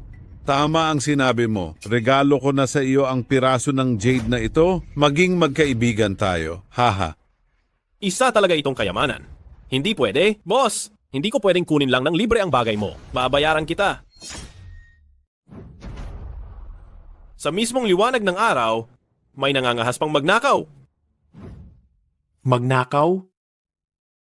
Ito ang kayamanan ng aming sekta ng Beiming na nawala 20 taon na ang nakakaraan.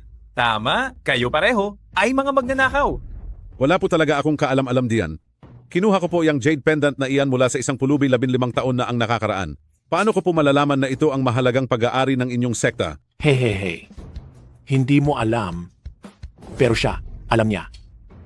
Hindi ka ba tinuruan ng nanay mo na huwag ituro ang daliri mo sa iba? Oh, at ano kung itinuro ko sa iyo? Sasabihin ko na sa iyo, ngayon ibigay mo sa akin ang bagay na iyan at pakakawalan kita. Mga Ginoo, wala akong kaalaman sa koneksyon ng jade pendant na ito sa inyong sekta. Ngunit, dahil lang sa salita ninyo, gusto ninyo nang kunin ang bagay na ito? Hindi iyan mangyayari. Ay, bakit? Ano pa ang gusto mong gawin? Munting kapatid, pinapayuhan kitang huwag ka nang makipaglaban sa kanila. Ang sekta ng Beiming na ito ay napakalakas sa Dragon City. Kapag kinalaban mo sila, baka hindi ka na makahanap ng lugar sa Dragon City. Ngayon, lumabas ako para lang maglakad-lakad at ayoko ng gulo sa iba. Hehehe, bata. Natakot ka na, hahaha. Hehe, bata. Natatakot ka na, di ba? Ha. Sumuko na po itong nakababata kong kapatid. Palampasin nyo na lang po siya. Sino ka ba para magsalita at naglakas loob kang hadlangan ang hilagang madilim na sektor sa paggawa ng trabaho? Ano ba ang tingin ninyo sa inyong hilagang madilim na sektor? Nanggugulo at nakikipag-away sa kalye? Oh, anong gusto mong gawin? Anong nangyayari dito? Pinabili ka ni Yes Xiaofan ng regalo. Isang umaga ka nang bumibili. Nagpapahinga ka lang dyan at nagtatamad-tamaran, di ba? Guro, itong bastos na lalaki ay nanggugulo sa tindahan? Sana'y tinuruan ko na siya ng leksyon. Ngunit dahil sa turo ng guro, hindi ko maaaring ipamalas ang aking kapangyarihan sa labas. Bastos?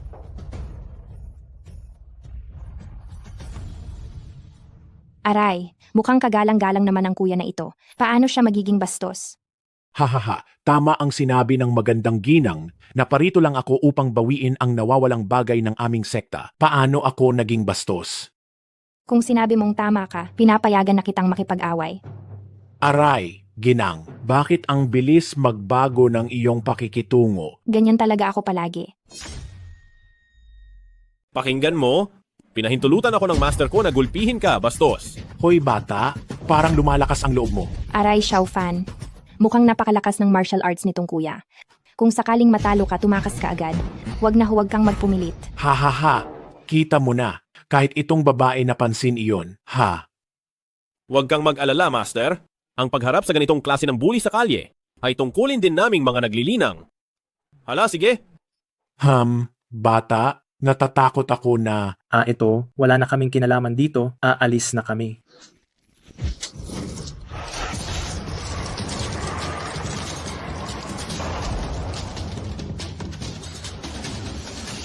Ito ang natatanging sikretong sining ng Beiming, ang Ice Cold Palm. Sinuman ang tamaan ng palad na ito. Tiyak na sasalakayin ng lamig na hindi mawawala sa loob ng 10 taon. Yan lang ang lamig? Tinatawag pa ring ice cold palm? Hindi raw aalis ang lamig sa loob ng 10 taon? Tuska! Huwag kang mayabang. Huwag mong maliitin ang lakas ng aming ice cold palm. Sasabihin ko sa iyo ang totoo. Kahit sinong kultibador sa sandaling tamaan ng palad ng aking ice cold palm, malaking porsyento ng kanilang spiritual energy ang mababawasan. Sasabihin ko sa iyo ang totoo, anumang cultivator sa sandaling tamaan ng hangin mula sa aking ice cold palm, malaki ang mababawas sa kanilang spiritual energy. Talaga ba? Pero bakit parang nang humangin ang munting hangin mo? Maliban sa nakaramdam ako ng kaunting kalamigan, wala akong naramdaman? Huwag kang mayabang, bata. Tanggapin mo pa ang isa kong palad. Ha?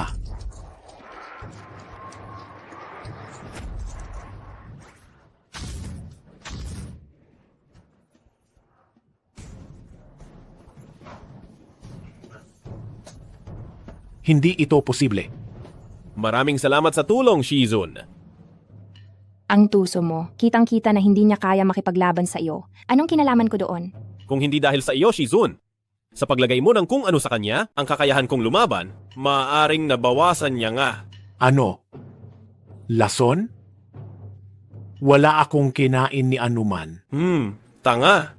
Ang mga top level na paglason, hindi na kailangan maglason sa pagkain at inumin, masyadong halata iyon, masyadong bobo. Oh?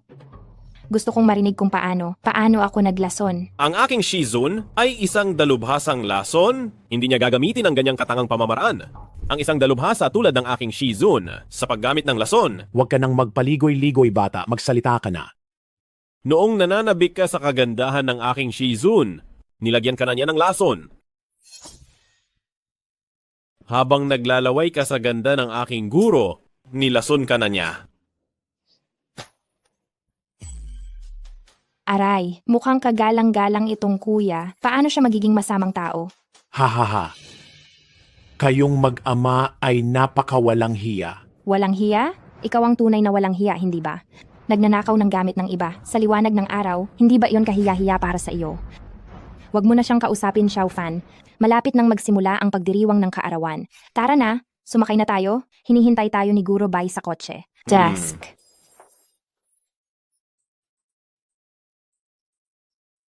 Ako ay maghahandog ng isang toast sa inyo. Salamat sa inyong pagdalo sa birthday party ng aking ama. Salamat. Nagbibiro lang kayo, Binibining Lee?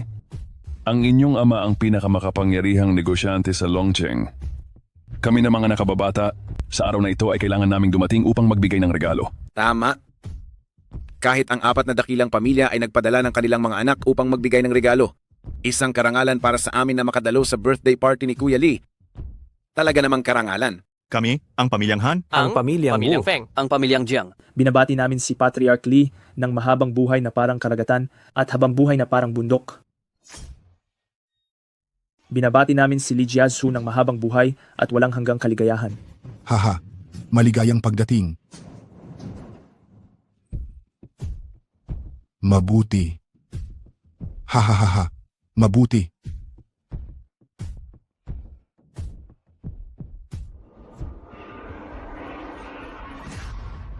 Aray, Li Jiazu. Pa? Li Jiazu. Pa? Bumalik na naman ba ang sakit ng ulo mo? Pa? Hindi sa sinasabi ko, si Li Jiazhu ay magaling sa lahat ng bagay. Pero itong sakit ng ulo niya ay talamak. Sa loob ng maraming taon, maraming doktor na ang nakita niya. Pero hindi pa rin gumagaling. Nabalitaan ko na ang numero 1 doktor sa Longcheng, si Dr. Huang, ay may napakagaling na kasanayan sa medisina. Sa impluensya ng pamilya Lee, kapag ipinatawag si Dr. Huang, siguradong gagaling siya. Ang sakit na ito, talagang labis siyang pinahihirapan. Itawag niyo sa akin. Itatawag niyo sa akin si Dr. Huang. Bakit kayo nakatunganga pa dyan? Bilisan nyo at tawagin si Dr. Huang. Ay, Guro, napakahusay mo sa paggawa ng pampatulog. Bakit hindi mo tulungan si Li Jiazhu at gamutin din siya? Marunong lang ako maglason at hindi ako marunong manggamot. Ha? Andyan na si Dr. Huang. Ligtas na si Li Jiazhu.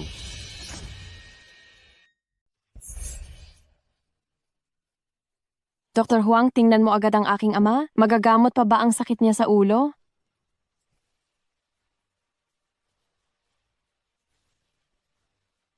Ang sakit na ito ay mabilis kumalat. At ito ay isang malalang sakit. Wala na ring magagawa si matandang Huang. Ano? Dr. Huang, anong sinasabi mo? Kung ganoon, sino pa ang makakapagligtas sa aking ama? Ang sakit ng Patriarka Lee, kahit ako ay hindi na mapapagaling, walang silbi, kahit sino pa ang hanapin mo sa lungsod ng Dragon ngayon. Kung ganoon, anong gagawin ko? Dr. Huang, Pinapayuhan ko si Binibining Lee, samahan mo na lang ang iyong ama. Ihanda na ng pamilya ang paglilibing. Naku po, ang masayang birthday party ay naging lamay, ang isang henerasyon ng bayaning si Patriarka Lee. Ganito na lang ba ang katapusan? Nabalitaan ko na ang Dr. Huang ay ang banal na doktor ng lungsod ng Dragon, kayang magligtas ng tao mula sa bingit ng kamatayan. Kung sinabi niyang tapos na si Patriarka Lee, mukhang tapos na talaga. Hindi ba totoo? Tumahimik kayo. Dr. Huang, kung mapapagaling mo ang sakit ng ulo ng aking ama, ang mga pambihirang kayamanan ng pamilya Lee, piliin mo ang gusto mo. Sino ang nagsabing hindi kayang iligtas? May pag-asa pa si Patriarka Lee.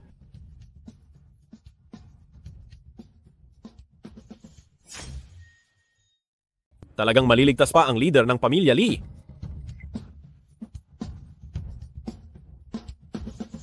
Ikaw, binata, kung nalulunasan pa ang leader ng pamilya Lee, ililigtas ko siya kahit walang bayad. Ako, si Huang, paano ako maglalakas loob na mapahiya sa harap ng lahat ng malalaking pamilya dito sa lungsod ng Dragon? At sirain ang reputasyon ko? Ano, tatay? Tay, gising! Tay, hindi ka pwedeng mamatay. Tay. Xiaofan, wag mo nang guluhin. Para lang makuha ang atensyon ng magandang babae, kayang-kaya niyang magyabang. Naglaking loob pang hamunin si Dr. Huang. Huwag mong isipin na porke may kakayahan ka. Magdidikta ka na kay Dr. Huang. Lahat tayo ay mga nagsasanay. Normal lang na may alam sa medisina, sa buong lungsod ng Dragon. Walang sinuman ang naglalakas loob na magpanggap na bihasa sa harap ni Dr. Huang. Sino ka ba para gawin iyan? Sa tingin ko, dapat palayasin namin ang maliit na pulubing ito sa komunidad ng pagsasanay. Para hindi niya masira ang reputasyon ng aming komunidad ng pagsasanay sa lungsod ng Dragon. Dapat lang naitaboy natin itong maliit na pulubi sa mundong kultibasyon ng Longcheng. Upang hindi masira ang reputasyon ng ating mundong kultibasyon ng Longcheng. Hindi, kaibigan. Bakit naman kayo ganoon na lang kung mag-Greek? Natatakot ba kayo na gumaling ang pinuno ng pamilya Lee? O ano? Bata, ikaw ay mayabang sa kamangmangan. Hindi kita papansinin? Umalis ka na? Upang hindi ka makalikha ng galit sa marami. Hindi kita kayang protektahan. Isk! Nagtataka talaga ako. Ito ay isang simpleng sakit sa ulo. Ikaw na isang sikat na manggagamot sa Longguo ay hindi gumaling? Hindi ka natatakot sa galit ng marami? Nagsabi lang ako na kaya kong gamutin at magdadala na ng galit sa marami? Katawa-tawa, haha. Ikaw. Maraming taon na akong nagpa-practice ng medisina. Ang mga mahirap na sakit na ginamot ko ay mas marami pa kaysa sa pagkain na kinain mo. Ikaw na isang bata na hindi pa tumutubo ang buhok. Nangangahas na kwestiyonin ang aking kasanayan sa medisina. Maraming taon na tayong nanggagamot. Mas marami pa tayong nagamot na mahihirap na kaso kaysa sa kinain mo na bigas. Ikaw na isang walang muwang na hamak na tao ay nangangahas kwestiyonin ang aking kasanayan sa medisina. Hoy, kinukuwestiyon kita. Ang ginto ay hindi natatakot sa apoy. Tara, gamutin mo siya ngayon at hindi na kita kukuwestiyonin. Hayaan mo na iyan, Xiaofan. Bago ka pa lang dito, hindi mo pa alam ang kakayahan ni Dr. Huang? Sa mundo ng paglinang, lahat kami ay lubos na humahanga kay Dr. Huang. Walang makakapantay sa kanya. Kung sasabihin ni Dr. Huang na mamatay ang isang tao sa ikatlong takip silim, hindi siya kayang pigilan ni kamatayan hanggang sa ikalimang takip silim. Paano kung sabihin kong kaya ko siyang iligtas? Kung kaya mo siyang iligtas, luluhod ako sa harap ng lahat ngayon. Magbibigay ako ng 3 malakas na pagyukod at hindi na ako manggagamot pa. Ang titulong ito ng unang dakilang manggagamot sa Longcheng. Ibibigay ko sa iyo ng buong puso. Mabuti, ikaw mismo ang nagsabi niyan. Teka muna. Binibining Lee, huwag mong pakinggan ang pinagsasabi nitong hamak na ito. Ang batang ito ay walang pangalan sa mundo ng paglilinang, at ngayon ay nagmamalaki na gagamutin si Punong Lee. Kung hindi niya ito mapagaling, walang pakialam kung mapahiya siya, walang mag-aabalang isipin iyon. Pero isa itong insulto sa pamilya Lee. Kung gayon, anong sasabihin mong gawin? Nagpadala na ako ng tao para pumunta sa Lunsod Jiang gamit ang helicopter para kunin ang Heavenly King life-saving pill ng pamilya Feng, at malapit na itong dumating. Ang Heavenly King life-saving pill ng pamilya Feng, talaga bang makakapagpagaling sa sakit ng aking ama? Hay, ang sakit na sinabi ni Dr. Huang na hindi na magagamot, walang gamot ang gagana. Ang pildoras na iyon ay magpapagising lang kay Punong Lee ng panandalian. Sa sandaling iyon, kung mayroon kang gustong sabihin sa kanya, magmadali ka na. Ano? Tay, gumising ka. Tay, hindi ka pwedeng mamatay, Tay. Nakuha na ang gamot. Kinuha ko na ang gamot. Dali.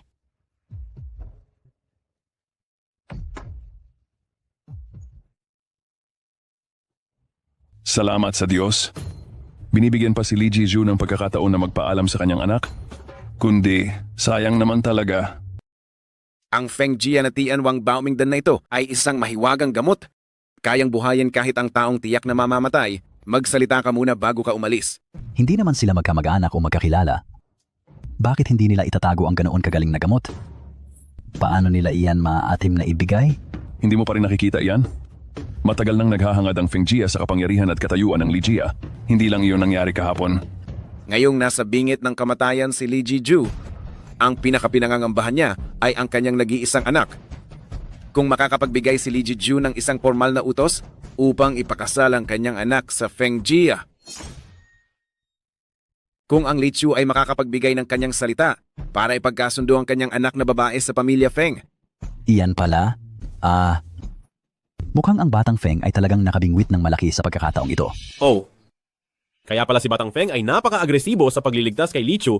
Iyon pala, ang inuukol niya ay ang anak na dalaga ng pamilya Lee. Hoy, bastos ka. Tigilan mo ang pagsasalita ng kung ano-ano. Aba, ang magandang dalaga ay hinahangad ng Maginoo, nararapat lang iyan. Pero itong Lee Chu ay malinaw na ayos lang. Pero kayo, isa-isa, ay gusto siyang mamatay? Sobrang hindi naman yata tama iyan. Bastos, ang mga tao rito ay nagbibigay lang ng respeto sa iyo. Takot silang maging sanhi ka pa ng kahihiyan. Tama. Akala mo ba ikaw ay si Huatuo ng makabagong panahon? Huwag ka nang makialam. Umuwi ka na at matulog. Huwag ka nang gumulo pa. Umuwi ka na at matulog. Hoy bata, kung makaabala ka ngayon sa pakikipagpaalam ni Puno ng Pamilya Lee sa kanyang anak, tingnan mo, hindi ka patatawarin ni Binatang Feng. Alam ng lahat, may pagtingin si Binatang Feng sa dalaga ng Pamilya Lee. Kung maglakas loob kang sirain ang kanyang balak, magiging kalaban mo ang 4 na dakilang pamilya. Natural. Ang pamilya Feng ay ang pinuno ng 4 na dakilang pamilya. Papa, gising ka na. Puno ng pamilya Lee, sabihin ninyo na po ang anumang habilin ninyo. Ako na ang bahala kay Maumaw. Ako. Pa? Imposible. Ang aking Heavenly King Life-Saving Pill ay nagpapalawig ng buhay ng tao nang hindi bababa sa 2 oras. Bakit ang bilis namang nawalan ng bisa? Pa? Gumising ka? Pa? Tigilan mo. Anong alam mo, hamak na tulisan? Hindi na kayang guluhin pa si Puno ng Pamilya Lee ng ganyan. Bitawan mo siya. Subukan mo pa akong hawakan? Kung masaktan si Puno ng Pamilya Lee, hindi mo kakayanin ang kahihinatnan. Talaga bang marunong kang manggamot, Xiao Fan? Kanina noong nasa entablado ang papa mo, nakita kong maliwanag ang kanyang kutis. Kung nahimatay siya dahil sa sakit ng ulo, hindi dapat ganyan ang kulay ng kanyang balat. Sinusubukan ko lang. Anong sinubukan lang? Anong subukan? Ang dali mong sabihin yan, ang pasyente ay nasa bingit na ng kamatayan, pero hinahayaan mo siyang gumalaw-galaw para lang subukan. Miss Lee, tandaan mo ang taong ito pagkatapos mamatay ng iyong ama. Siya ang pumatay sa iyong ama.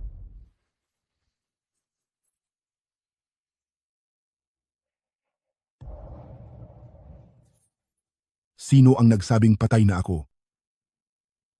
Pa, gising ka na. Panginoong Lee, gising ka na. Ito, imposible. Anong nangyayari? Anong pamamaraan ang ginamit mo? Pa,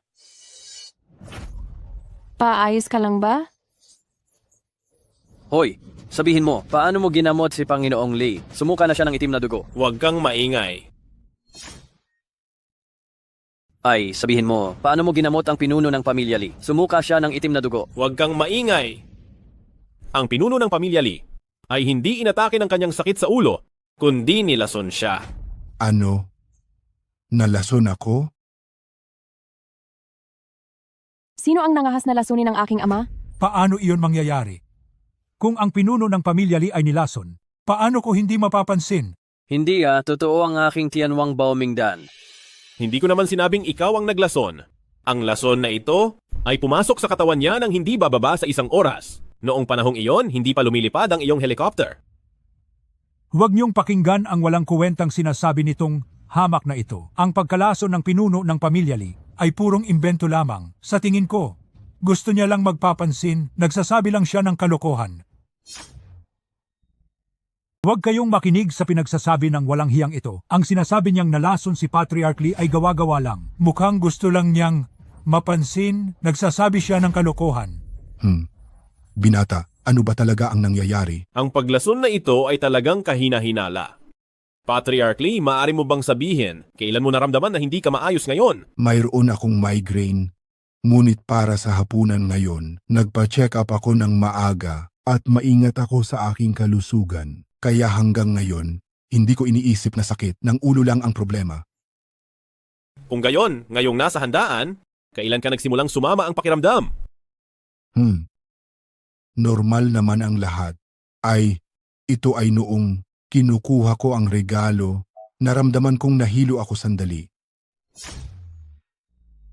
Kasi kinukuha ko ang regalo, nakaramdam ako ng sandaling pagkahilo. Pero noong una ay inakala kong dahil lang ito sa maraming tao sa bulwagan at hindi umikot ang hangin, kaya hindi ko na masyadong pinansin. Pagkatapos, wala na akong maalala. Kung gayon, sigurado akong may problema ang regalong iyon. Imposible. Tiyong Lee, ang apat na pangunahing pamilya, hindi kami gagawa ng ganoong kahiyahiyang bagay. Oo nga, wala namang kailangan gawin iyon. Hindi nyo kailangang paniwalaan ang pinagsasabi ng bastos na batang ito. Ikaw na may apelidong Ye. Maglakas loob kang sirain ang relasyon namin sa mundo ng kultibasyon ng Long City. Papatayin kita. Miss Lee, pinapayuhan kitang lumayo ka na diyan kay Ye Xiaofan. Nagsasabi lang siya ng kalokohan, huwag kang magpapalin lang sa kaniya. Nang Lee, pinapayuhan kitang lumayo sa taong ito, si Ye Xiaofan. Nagsasabi lang siya ng walang kabuluhan, huwag kang magpaloko. Ye Xiaofan, may ebidensya ba sa sinasabi mo? Ang apat na malalaking pamilya ay ang mga kanang kamay ng ating pamilya Lee? Bakit nila kami sasaktan?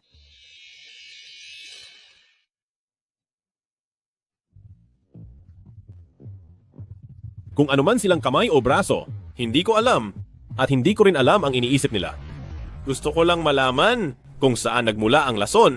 Sa kasalukuyan, batay sa paglalarawan ng may-ari ng pamilya Lee, ang problema ay naganap sa bahagi ng paghahatid ng regalo. Aray. Dr. Huang, ano ba talaga ang nangyayari? Dahil sa may kakayahan ka, siguradong may paraan ka. Aba, mura mo na naman akong hamak na manggugulo. At sinabi mo pang nagsasabi ako ng mga walang kabuluhan. Pero sa huli, hindi ba't kailangan mo pa ring umasa sa akin para iligtas sila? Ikaw. Ngunit, handa akong iligtas sila, mayroon akong isang kondisyon. Ha? Anong kondisyon? May-ari ng pamilya Lee, iniligtas kita kanina, pero grabe ang pagmumura sa akin ng matandang ito. Ngayon gusto mo na naman akong magligtas sa apat na malas na ito. Paano kung sinikap kong iligtas silang lahat, pero mumurahin na naman nila ako? Paano kung pinagsikapan kong iligtas silang lahat, pero babastusin pa rin nila ako? Kung lulunasan mo kami sa lason, tiyak na luluhod kami para magpasalamat. Mula ngayon ikaw na ang aming espesyal na panauhin ng apat na pamilya. Sige, hindi lang iyon. Gusto kong mapa sa akin ang titulo ng unang medikal na henyo ng Dragon City. Ikaw. Matandang Huang, nakita mo na, ang mga naapektuhan ngayon ay mga anak ng apat na pamilya. Hindi mo maaaring isantabi ang kanilang buhay para lang sa iyong reputasyon, tama? Tama si Dr. Huang. Mas mahalaga ba ang reputasyon mo bilang unang medikal na henyo kaysa sa buhay nila? Ang puso ng manggagamot ay tulad ng isang magulang, Dr. Huang. Kung gayon, sa loob ng maraming taon, ang pagpapagaling mo sa mga may sakit at ang iyong awa at pagmamalasakit ay peke lang? Dr. Huang, sa palagay ko, mas mabuting bigyan mo ng pagkakataon ng batang ito. Dr. Huang, hindi magaling ang kakayahan mo at wala ka pang puso. Mas gusto mo pang panoorin ang pasyente na mamatay kaysa bitawan ang titulo mo. Hindi ba? Sa tingin mo ba karapat-dapat kang magligtas ng mga buhay sa ganyang ugali? Kakayo, mabuti. Sige na. Kapatid, kung mailigtas mo sila ngayon, ikaw na ang magiging numero 1 manggagamot sa Longcheng. Masaya ka na ba? Tama na, sa tingin mo babata pa ako? Ang ginagawa ko lang ay patayin ang kayabangan ng ilang tao. Itong mga taong ito, mababaw pa ang lason, kaya't hindi siguro masyadong mahirap na iligtas sila. Umalis kayong lahat.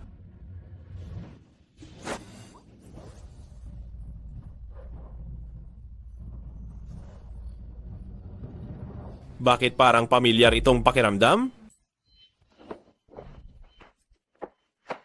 Magbigay-pugay na kayo at magpasalamat. Si kapatid Xiaofan ang nagligtas sa inyo, kaya kayo nabubuhay. Salamat po sa inyo. Maraming salamat. Oh yeah, sa harap ng maraming tao, nagbigay kami ng paggalang sa iyo, pero wala ka man lang ipinakita. Napakayabang mo naman. Ang tray na pinaglagyan ng regalo, Trey? Ay. Anong nangyari? may naglagay ng lason sa tray. Lahat ng humawak sa tray, nalason.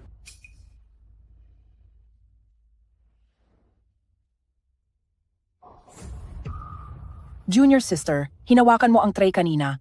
Ayos ka lang ba? Xiaofan, tingnan mo agad kung ayos lang si Maumawo.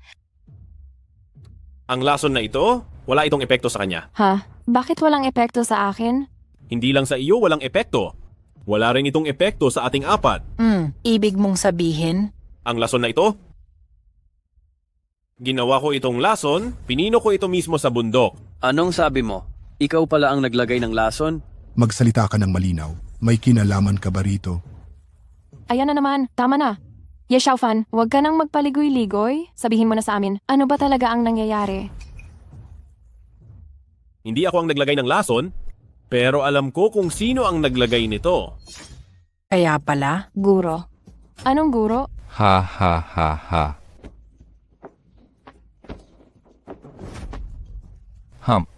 Yes, Xiaofan. Pinatanong sa akin ng dakilang guro kung nahabol mo na ba ang tatlong traidor. Nahabol mo na ba sila o hindi? Anong traidor? Kami, tinatawag mo kaming traidor? Tama. Ipinadala ka ng dakilang guro sa ibaba para lang dakpin ang tatlong traidor na tulad ninyo at ang kayamanan na inyong ninakaw. Ibalik sa bundok. Sa ngayon, wala kang natapos. Malapit nang bumaba ang dakilang guro para maningil. Zunjie, hindi pa po natatapos ni Xiaofan ang misyon ng dakilang guro. Wala po akong mukhang ihaharap sa dakilang guro. Inihiling ko po sa Zunjie na humingi po ng tawad para sa akin sa dakilang guro. Mabuti. Ye Xiaofan, noong lumapit ka sa akin, pakiramdam ko na noon pa man ay hindi ka tapat. Kaya pala pinadala ka ng demonyong iyon para sirain kami. Nagsisisi ako na hindi kita pinatay noon. Ye Xiaofan, simula nang malaman namin ang pagkatao mo, hindi ka namin sinaktan kailanman. Hindi ko inasahang may masama kang intensyon. Ye Xiaofan, ngayon iniligtas mo ang buhay ng aking ama? Labis akong nagpapasalamat sa iyo. Ngunit kung balak mong dakpin ang dalawa kong ate, hindi ko hahayaan na magtagumpay ka. Ako, hindi ko maaaring suwayin ang utos ng aking guro. Ngunit wala akong ginawang anumang bagay na makakasakit sa tatlong revered master. Iyan ay dahil masyado kang maaga nahuli? Hindi. Itong lason? Ikaw ba ang naglagay nito? Mabuti, matagal na pala itong nangyayari. Ikaw pala ang gumawa ng eksena. Napakasamang tao mo. Ye Xiaofan, wala tayong alitan. Bakit mo sinisira ang aking birthday feast? At gumawa ng ganitong masasamang bagay? Ako, Matagal na kaming nagdududa na napakataas ng iyong spiritual energy. Ngunit nakikisalamuha ka sa amin. Ano ba talaga ang pakay mo? Kaya pala iyan ang balak mo. kahit na pinapunta ako ng aking guro upang tapusin ang isang misyon, ngunit hindi ako naglagay ng lason sa sino man. Kung gayon, sino ang naglagay ng lason na ito? Napakadali mong alisin ang lason kung hindi ikaw, ang tao sa likod mo ang gumawa nito. Itong lason. Ikaw ang naglagay ng lason. Sumusunod lang ako sa utos. Bakit mo ito ginagawa? Yi Xiaofan, nagdadala ako ng mensahe mula sa Grandmaster. Binibigyan kita ngayon ng pagkakataon sa iyong kakayahan. Sapat na ito upang harapin ang tatlong traidor na iyon. Patayin mo sila sa lalong madaling panahon. At bumalik ka para magulat sa akin. Ang mga kayamanan ay nagsama na sa kanilang tatlo. Kung sasaktan ko sila, hindi ko na makukuha ang mga kayamanan. Kung gayon, patayin na lang silang tatlo. Hindi mahalaga ang kayamanan. Hindi mahalaga ang kayamanan? Hindi mahalaga ang kayamanan? Hindi mahalaga ang kayamanan. Bakit mo ako pinaalis para hanapin ito? Huwag ka nang magtanong. Alam naming tatlo. Tama. Hindi namin sinasadyang naabutan si Master na nagsasanay sa bundok. Noon siya ay nasiraan na ng bait. At ang nasiraan ng bait ay papatay sa sinumang makita niya sa paligid niya. Kaya kailangan naming tumakas. Nang bumaba kaming tatlo sa bundok, dala namin ang pinakatago-tagong kayamanan ng Ancestral Hall. Ang tatlong kayamanang ito ay magpapalakas sa espiritual na kapangyarihan ng isang nagsasanay, ngunit magpapalakas din sa kasamaan ng nasiraan ng bait. Kung gayon, bakit sa harap ko si Grandmaster? Ay tila normal naman. Maaring dahil si Master ay Master pa rin. Malakas ang kanyang panloob na lakas. Kaya niya pa ring pigilan ang kanyang isip pansamantala. Kaya nakakausap kanya na parang normal na tao. Tama. Hindi gustong itago ni Grandmaster ang katotohanan. Nang utusan niya akong pumunta rito sa pagkakataong ito. Hindi. Hindi ito posible. Ako ay lubos na tapat kay Grandmaster. Bakit niya ako sasaktan? Hindi. Imposible yan. Ako'y lubos na tapat kay Grandmaster. Bakit niya ako sasaktan? Hindi nais ni Grandmaster na bumalik ka pa. Isa ka lamang kasangkapan ni Grandmaster. Isang kasangkapan laban sa mga traidor. Sayang lang, hindi ka sapat na kasangkapan. Hindi na makapaghintay si Grandmaster. Ngayon, inutusan niya akong harapin ka, pati na rin ang 3 traidor na ito, para bawiin ang kayamanan.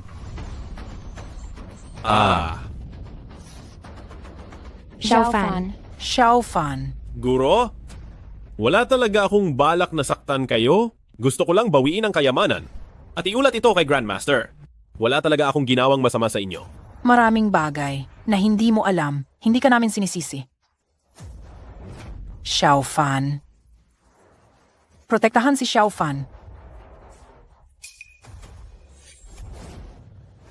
Kayong 3 traidor, napakatapang ninyo. Para protektahan ang sarili namin, wala na kaming pakialam sa iba pa. Venerable One, kung hindi mo kami patuloy na siniksik, hindi rin kami gagawa ng desperadong hakbang na ito. Kung gayon, lumapit kayo at lumaban. Hayaan ninyong tapusin ko kayong 3 para linisin ang sekta. Kung gayon, sige, ipakita ninyo para maubos ko kayong 3 at malinis na ang sekta.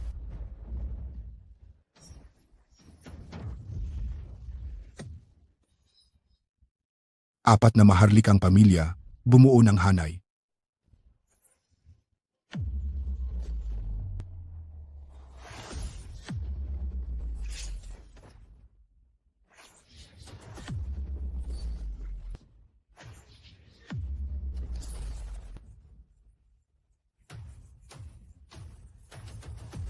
Ako'y matagal nang nagpapakahirap sa bundok.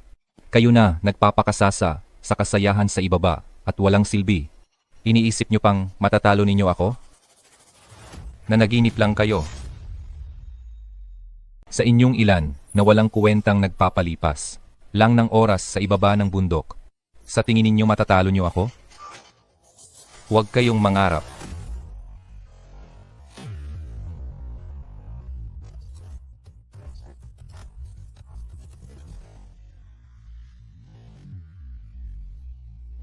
Ang sinumang lumaban sa akin, walang magandang kahihinatnan. Sigurado ba kayong susubukan ninyo? 4 na sagisag na formasyon ng pagbubuklod.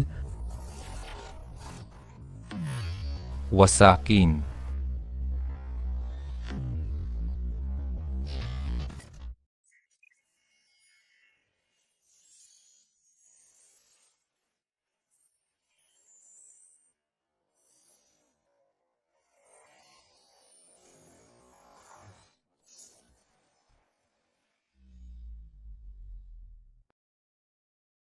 Ikaw.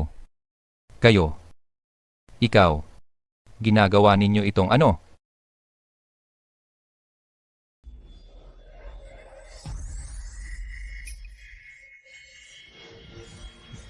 Ikaw. Kayo. Ikaw. Anong ginagawa ninyo?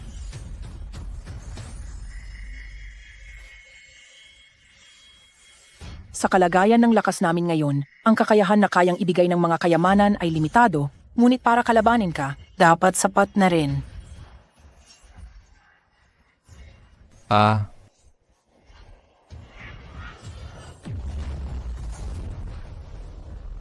Ate, ito ba ang Soul Suppressor? Tama, nakasulat sa mga lumang aklat. Kapag pinagsama ang 3 kayamanang ito ay ang Soul Suppressor. Hindi ko akalain na ganito pala ka-engrande. Oo. Kapag ang kakayahan ng Soul Suppressor ay naisagawa na, ang kalaban ay mawawalan agad ng kaluluwa at diwa, parang buhay na bangkay. Ate? Ang 3 kayamanan ay isang beses lang magagamit sa buong buhay. Bukod pa rito, noong bumaba tayo ng bundok, pinahintulutan na natin ang espiritu ng kayamanan na sumanib sa ating tatlo. Mga kapatid, dahil sa akin, mukhang malapit na ring mawala ang aking kapangyarihan. Ate, kahit na mawalan ka ng lahat ng kapangyarihan, hindi ako magsisisi. Noong una tayong bumaba ng bundok, nagpasya na akong susunod ako sa iyo. Ano man ang iyong maging desisyon, sinusuportahan ka namin. Tama. Kung mawawala ang kapangyarihan, walang problema. Hanggat marunong pa akong maglason, kaya ko pa rin gumawa ng masama para kumita. Talaga bang iniisip ninyo na nanalo kayo? Ha ha ha! Ako, pagkatapos ng maraming taon ng pagsasanay, ay naghihintay lang sa tamang sandali para sumabog ang kapangyarihan. Pero sinira ninyong tatlong babae ang magandang pagkakataon ko. Hump! Ninakaw ninyo ang kayamanan ko, kaya hindi ako nakaabot sa pinakamataas na antas noong nasa tugatog ang aking kapangyarihan. Kaya noong sandaling iyon, napaka-decision akong dapat kayong mamatay. Naiintindihan namin na nagagalit ka sa amin, pero si Xiao Fan ay walang kasalanan. Bakit mo siya pinagpapatay? Kung hindi siya ganoon kahusay, kung hindi siya madaling nakarating sa Heavenly Fusion Realm na hindi ko man lang narating, baka pinatawad ko pa siya. Ang galing ng apo mo, dapat ikatuwa mo iyan. Kalokohan! Pakiramdam ko ay pinagbabantaan ako. Kalokohan! Ang nararamdaman ko lang ay banta. Dahil dito, hindi ako makatulog sa gabi. Araw-gabi akong nag-isip. At sa wakas, nakaisip ako ng isang estratehiya na makakamit ng dalawang layunin sa isang bato. Iyon ay ang gamitin ng kanyang labis na katapatan para paalisin siya sa bundok at ipahanap kayo.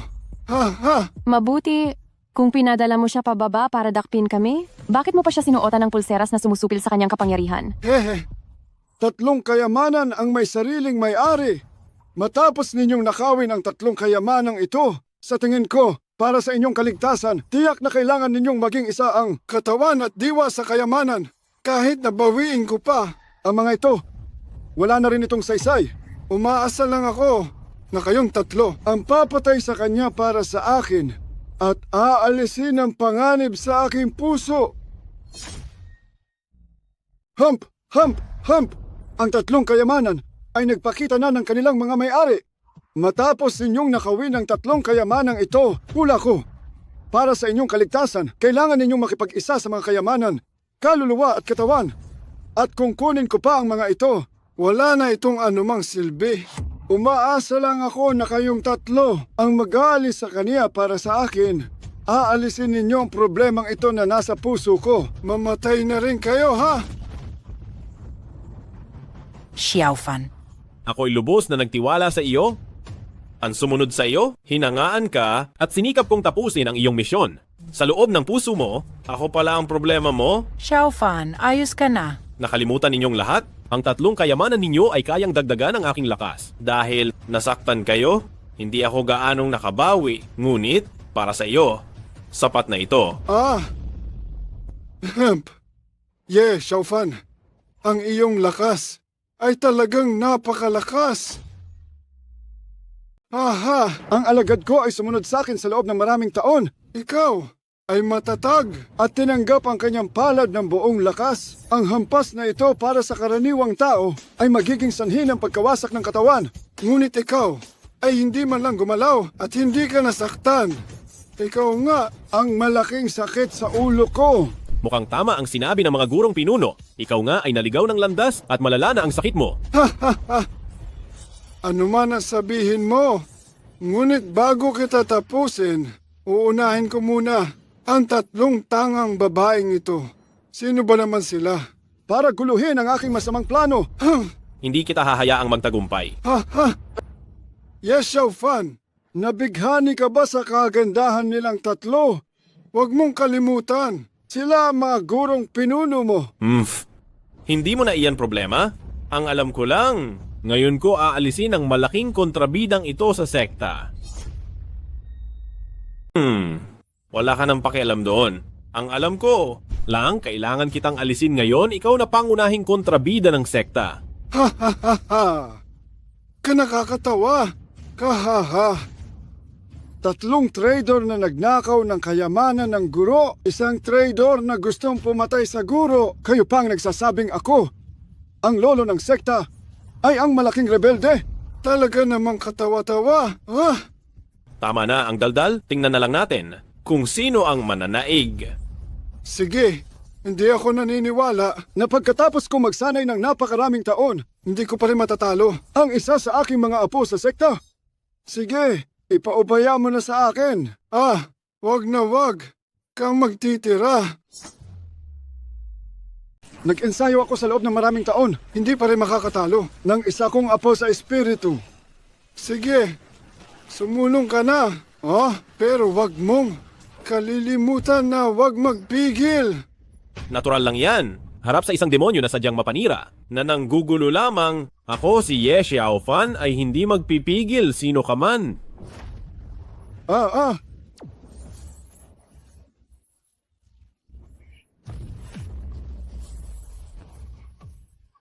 Yeah.